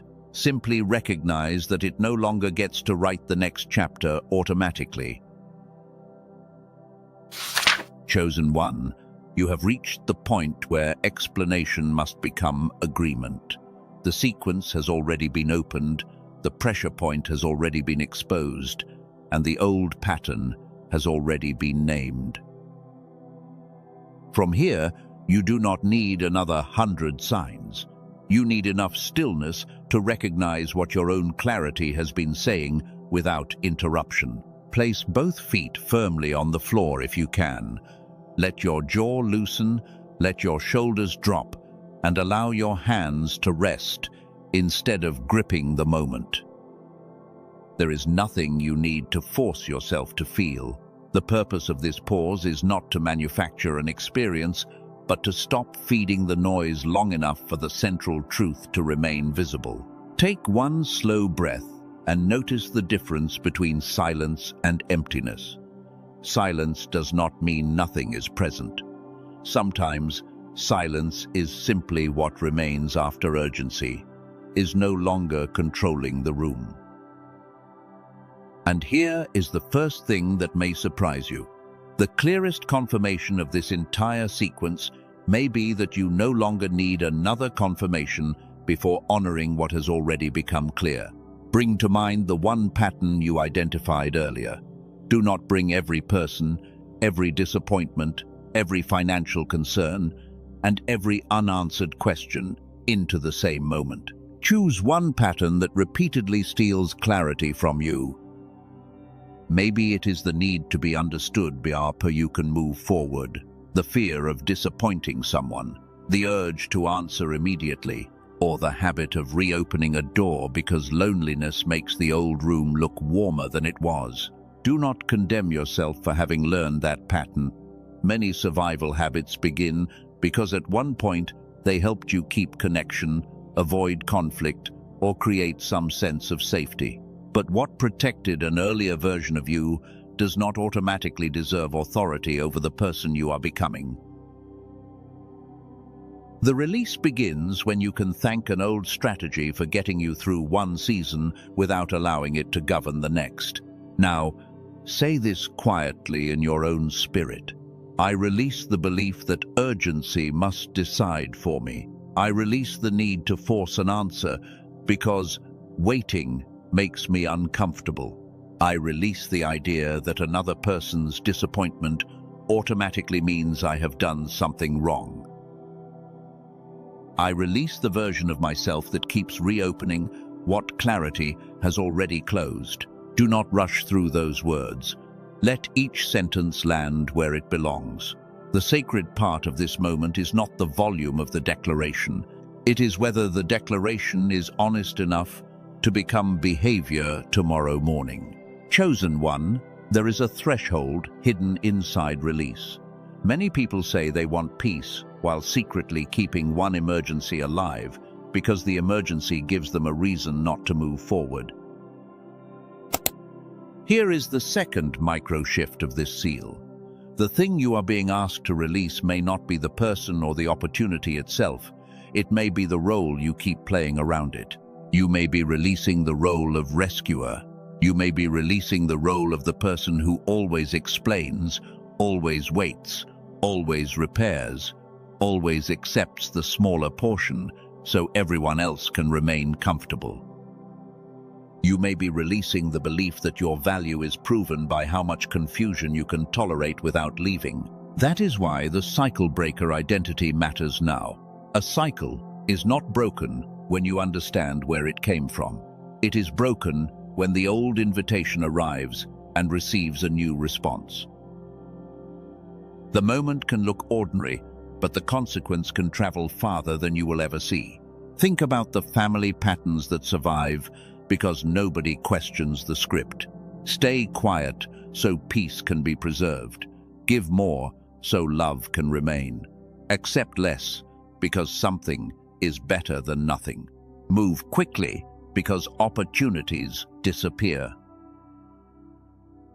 The cycle breaker is the person who finally asks whether the script itself deserves to continue. Now place your hand over your heart if that feels natural, and let the declaration become more specific. I do not need to become hard to become clear. I do not need to become suspicious to become discerning. I do not need to become distant from love in order to become unavailable to confusion. I can remain open without giving everything access to me. I can listen without surrendering judgment. I can care without carrying what belongs to another person. I can wait without interpreting every delay as rejection. I can act without allowing fear to manufacture a deadline that the facts never created. This is where the identity begins to rise.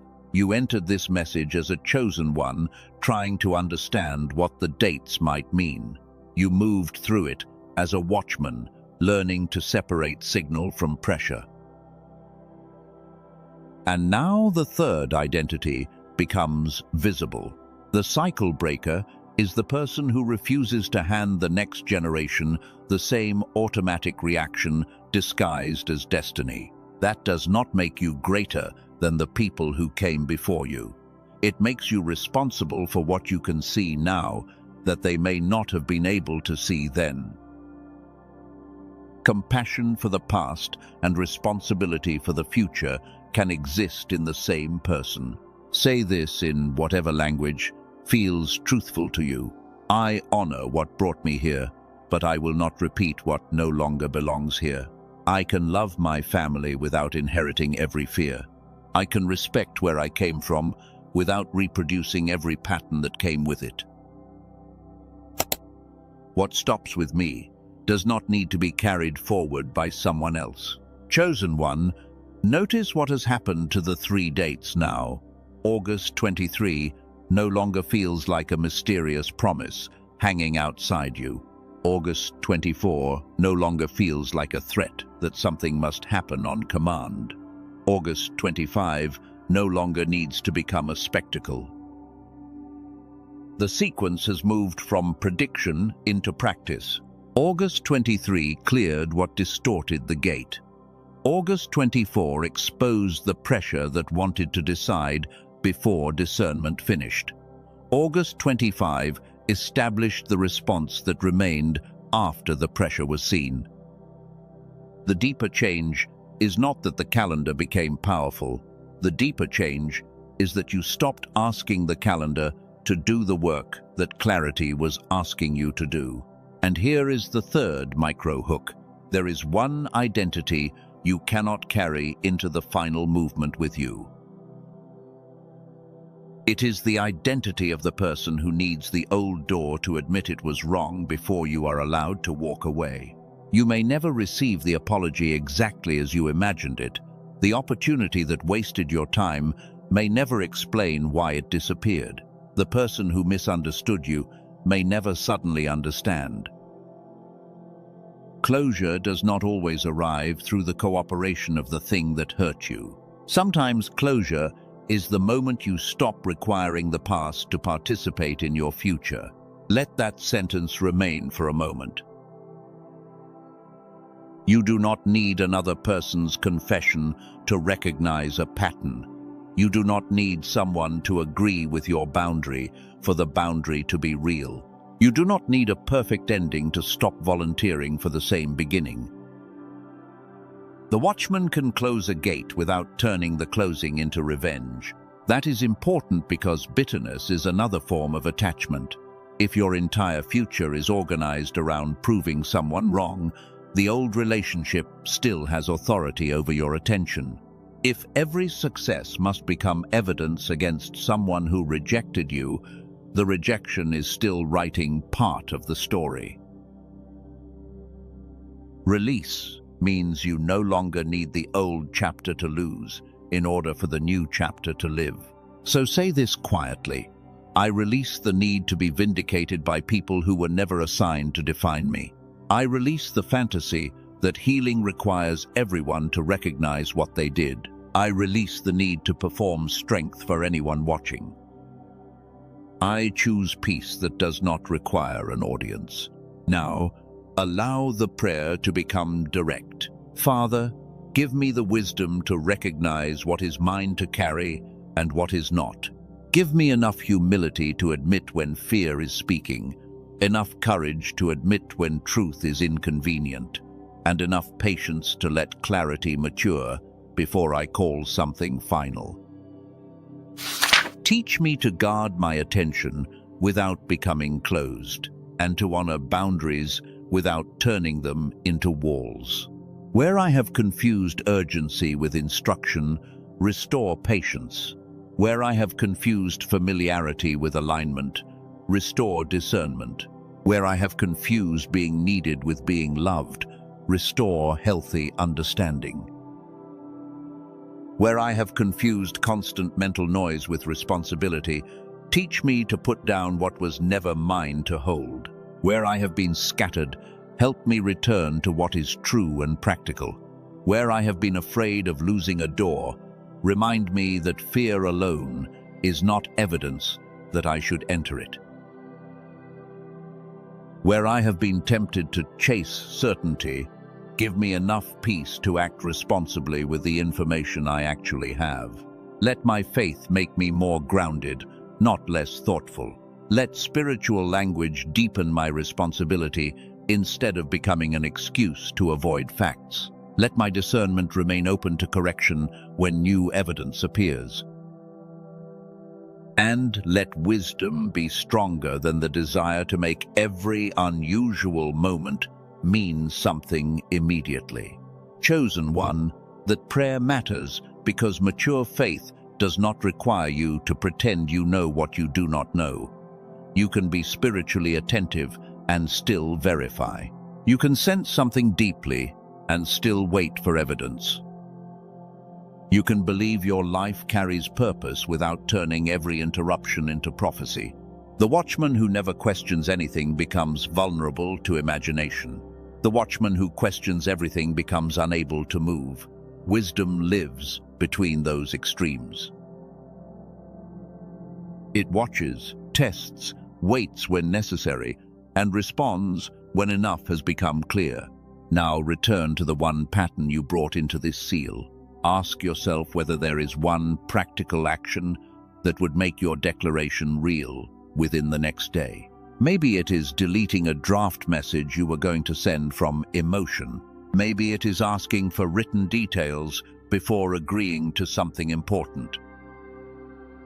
Maybe it is making an appointment, checking a number, sleeping on a decision, or saying a calm no without turning it into a speech. Choose the action that is within your control. Do not choose another person's transformation. Your action should not require somebody else to become different before you can complete it. If the next step depends entirely on someone else changing, choose a smaller step that belongs to you. The sacred seal becomes real through ownership. And now we arrive at the quiet echo of the climax. The brightest door was never automatically the right door. The longest delay was never automatically denial. The strongest emotion was never automatically instruction. The pattern became visible only when you stopped allowing appearance to make the decision before discernment finished. That is the fourth micro-hook. The final proof will not arrive when you feel powerful tonight. It will arrive when the old trigger returns on an ordinary day and discovers that your response has changed. Nobody may know. There may be no dramatic music. There may be no immediate reward. You simply do not send the message. You simply ask the extra question. You simply refuse the old agreement. You simply keep the boundary. And that ordinary moment becomes the evidence. Chosen one, let the identity settle without exaggeration. You are not being asked to believe that you control events, people, or outcomes. You are being asked to take responsibility for the gate of attention, interpretation, and response that belongs to you. That responsibility is enough. Now say this: I am allowed to become slower where fear once made me rush. I am allowed to become clearer where guilt once made me surrender. I am allowed to become quieter where insecurity once made me explain. I am allowed to become different without asking the old pattern for permission. I will not call confusion peace. I will not call pressure purpose. I will not call self-abandonment love. I will not turn an attractive opportunity into destiny before I have examined what it requires from me. I will remember the clearing of the 23rd. I will remember the test of the 24th. I will remember the establishment of the 25th. And after the dates are gone, I will remember the principle that remains: clarity first, then decision, then establishment. That is the order. Do not reverse it because something arrives quickly. Do not skip the first step because you are excited. Do not pretend the third step happened if the second was never tested. The integrity of the sequence is what keeps the decision from becoming another emotional cycle. Now, let us close the core seal. Father, protect what is healthy in the clarity that has formed here and expose whatever still needs correction. Keep this listener from acting through fear, pride, desperation, or fantasy. Give them wisdom to seek practical help where practical help is needed, trustworthy counsel where counsel is needed, and rest where exhaustion is making everything harder to read. Let the relationships that belong in their life become more honest. Let the boundaries that need strengthening become more consistent. Let the decisions that need time receive time without unnecessary panic. And where a clean next step is already visible, give them courage to take it without turning courage into performance. Let them become a watchman without becoming afraid of the horizon. Let them become a cycle breaker without despising the people who came before them. Let them become an anointed one without using identity as permission to stop learning. Let strength and humility remain in the same house. What was released does not need to be rebuilt tonight. What was understood does not need to be argued again tonight. What still requires evidence can remain open without controlling the night. Let the body rest. Let the mind become quieter. Let tomorrow be allowed to become tomorrow. Chosen one, the sacred seal is complete. And now there is one final transition before this message closes. We are moving out of the prayer itself, so what comes next is not part of the sacred seal, and it does not change anything you just declared. It is simply the final practical invitation for the person who recognized the receiver problem described earlier. If the 8-minute neural sync resource fits what you have been experiencing, the official path to the Genius Switch is available through the description and pinned comment. Review the page for yourself, look at what is included, and make your decision from the same clarity this entire message has asked you to protect. You do not need to buy anything to prove that you are chosen, aligned, faithful, or ready. The product is a tool, not a spiritual credential. According to the product material, it is an 8-minute targeted auditory sequence built around neural sync technology and whole brain activation, with lifetime digital access and a money-back guarantee. If that practical support belongs in your routine, the official path is there. If it does not, carry the principle forward without it. And here is the 5th and final micro hook of this movement. Before the closing blessing, notice that there is nothing left for the old identity to solve tonight. The loop has been closed, the choice has been named, and the seal has been spoken. What remains is not another mystery. What remains is how you walk when the room becomes ordinary again. That is where the final blessing will meet you, not inside spectacle, inside consistency, not inside pressure, inside the quiet strength of a decision that no longer needs to shout in order to remain true. Chosen one, we have reached the final movement, and there is nothing left to chase. The door we spoke about at the beginning is no longer standing in front of you as a mystery. You have seen what the first day clears, what the second day tests, and what the third day establishes.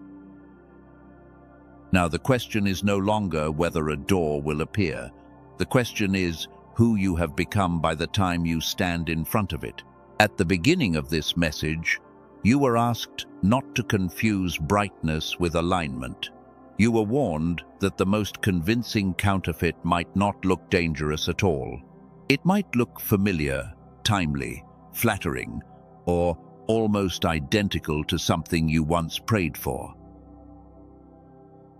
Now you understand why the warning mattered. A door can look right while requiring the return of an identity you were already being prepared to leave behind. That is the first final micro-hook.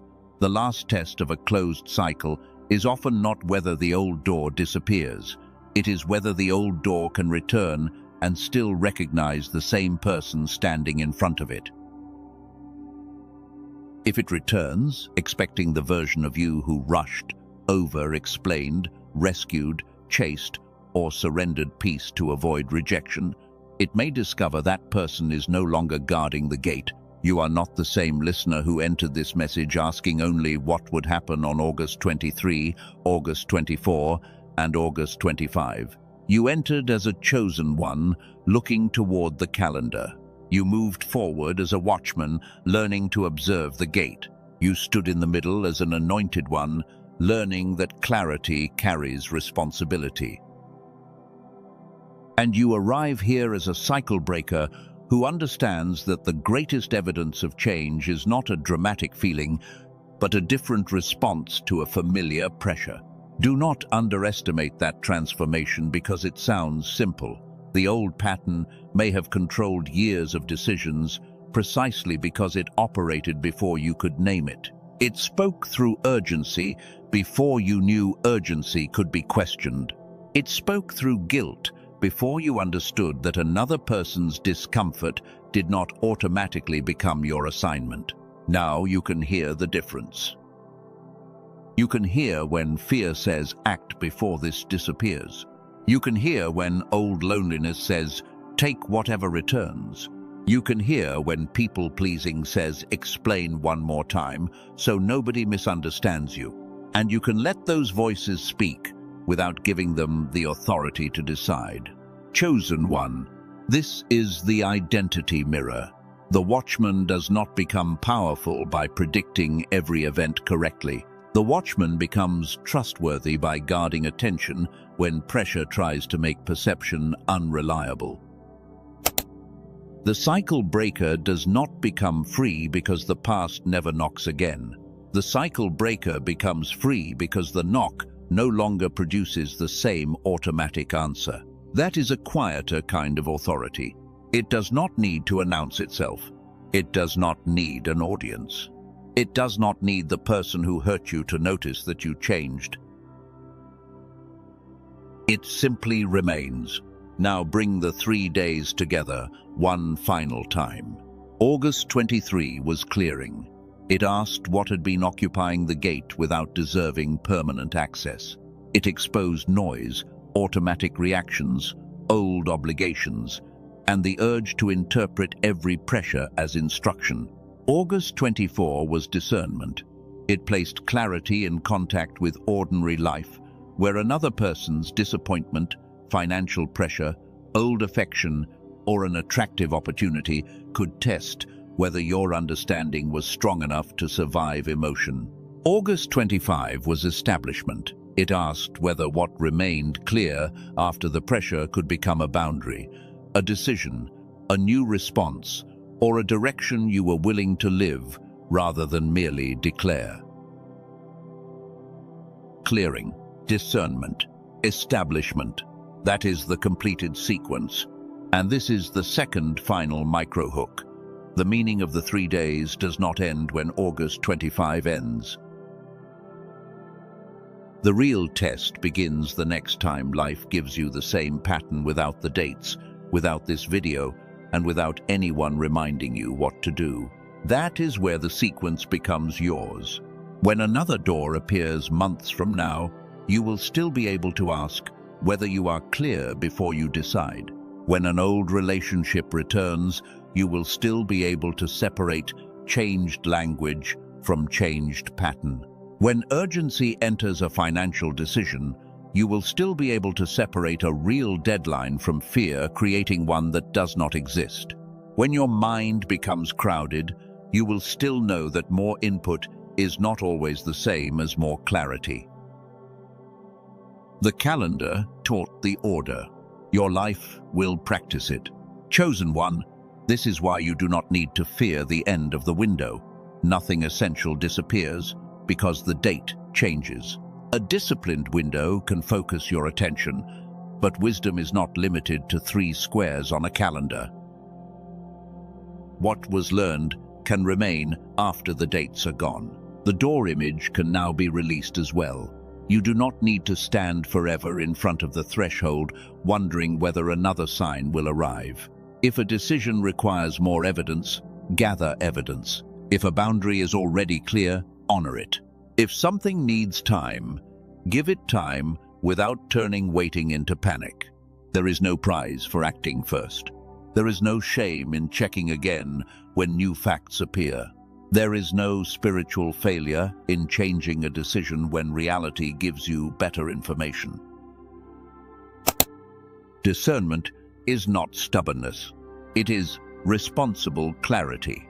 And now, the legacy handoff begins. You may think the decisions in this message belong only to your own peace, your own relationship, your own opportunity, or your own future. But patterns rarely end with one person. They move through homes, children, friendships, partnerships, and the way people learn what love, money, conflict, and self-respect are supposed to feel like. The way you respond becomes part of what the people around you experience as normal. If you stop using guilt as a reason to abandon yourself, someone watching you may learn that love does not require self-erasure. If you stop making financial decisions from panic, someone after you may inherit a different relationship with uncertainty. If you learn to apologize without surrendering your dignity, someone else may learn that accountability and self-respect can coexist.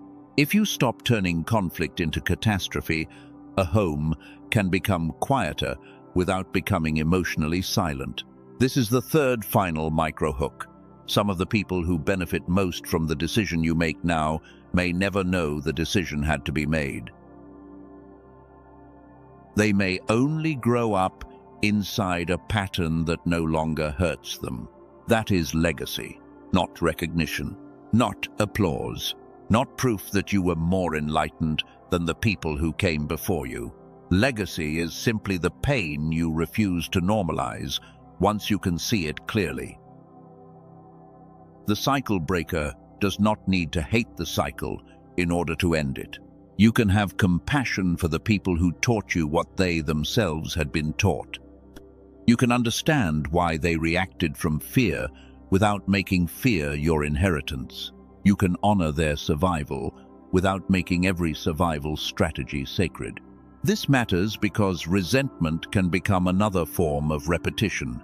If the next chapter is built entirely around opposition to the past is still determining the architecture. Freedom means you are allowed to build from wisdom instead of reaction. So, release the need to make anyone the villain of your transformation. Some people did what they knew. Some people failed you. Some people may never understand what their choices cost. You can tell the truth about that without allowing the truth to harden into an identity built around injury. The watchman sees clearly. The cycle breaker chooses differently. The anointed one remains humble enough to keep learning. And the chosen one remembers that being chosen is not an excuse to stop being responsible. Now there is one final door callback before the message becomes completely quiet. At the beginning, the door represented uncertainty. You did not know whether what approached would be true, counterfeit, delayed, or disguised. At the end, the door represents something simpler. You do not control what stands outside it. but you are responsible for what receives access through it. That is enough authority for one life. You do not need control over another person's motives. You do not need control over tomorrow. You do not need control over every opportunity that appears or disappears. Guard the gate you actually have, your attention, your agreement, your response, your boundary, your next responsible choice. This is the fourth final micro hook. The greatest change may be that you no longer need to know everything before you know what you will no longer betray. There can still be uncertainty outside you, while integrity becomes stable inside you. That is a different form of peace. Peace is not knowing every answer. Peace is knowing that fear does not get every vote. Peace is knowing that a delayed answer does not require you to invent one. Peace is knowing that disappointment can be survived without returning to the pattern that caused it. And peace is knowing that you are allowed to move slowly enough to remain honest. Chosen one. If the next chapter brings new people, let them meet the version of you that has boundaries as well as compassion. If it brings a financial opportunity, let it meet the version of you that can ask questions before excitement becomes commitment. If it brings reconciliation, let it meet the version of you that watches patterns instead of being persuaded by promises alone. If it brings waiting, let waiting meet a person who no longer interprets every pause as abandonment. If it brings success, let success meet a person who does not have to betray inner clarity to maintain outer momentum. If it brings loss, let loss meet a person who can grieve without turning pain into a prophecy about the rest of life. This is how establishment becomes character. And now, the final blessing begins. Father, let what was useful in this message remain, and let what was not useful fall away without fear. Give this listener wisdom that becomes practical, faith that remains grounded, and courage that does not need to become reckless in order to feel strong. Protect them from confusing emotional intensity with truth, and protect them from becoming so cautious that they refuse every healthy opportunity. Give them the humility to revise what needs revision. Give them the patience to wait when waiting is wise. Give them the courage to act when enough is clear. Give them the discernment to know the difference. Where there has been exhaustion, let there be permission for real rest. Where there has been mental noise, let there be room for one clear thought at a time. Where there has been fear around money, relationships, family, or the future, let practical wisdom return to the center. Where there has been isolation, guide them toward trustworthy connection rather than deeper withdrawal. Where help is needed, let them seek help without shame. Where counsel is needed, let wise counsel be available. Where a health concern needs professional attention, let them treat it responsibly rather than forcing every symptom into a spiritual explanation. Where evidence is incomplete, give them patience with uncertainty. Let their spiritual language make them more honest, not less. Let their identity make them more responsible, not more entitled. Let their sensitivity become discernment rather than fear. Let them recognize that strength can ask questions. Strength can rest. Strength can say, I was wrong. Strength can change direction. Strength can forgive without reopening a harmful pattern. Strength can love someone from a boundary they are not willing to remove. Chosen one, receive this next sentence without turning it into pressure. You do not have to finish your entire transformation tonight. You only need to stop volunteering for the next repetition of what you can already see.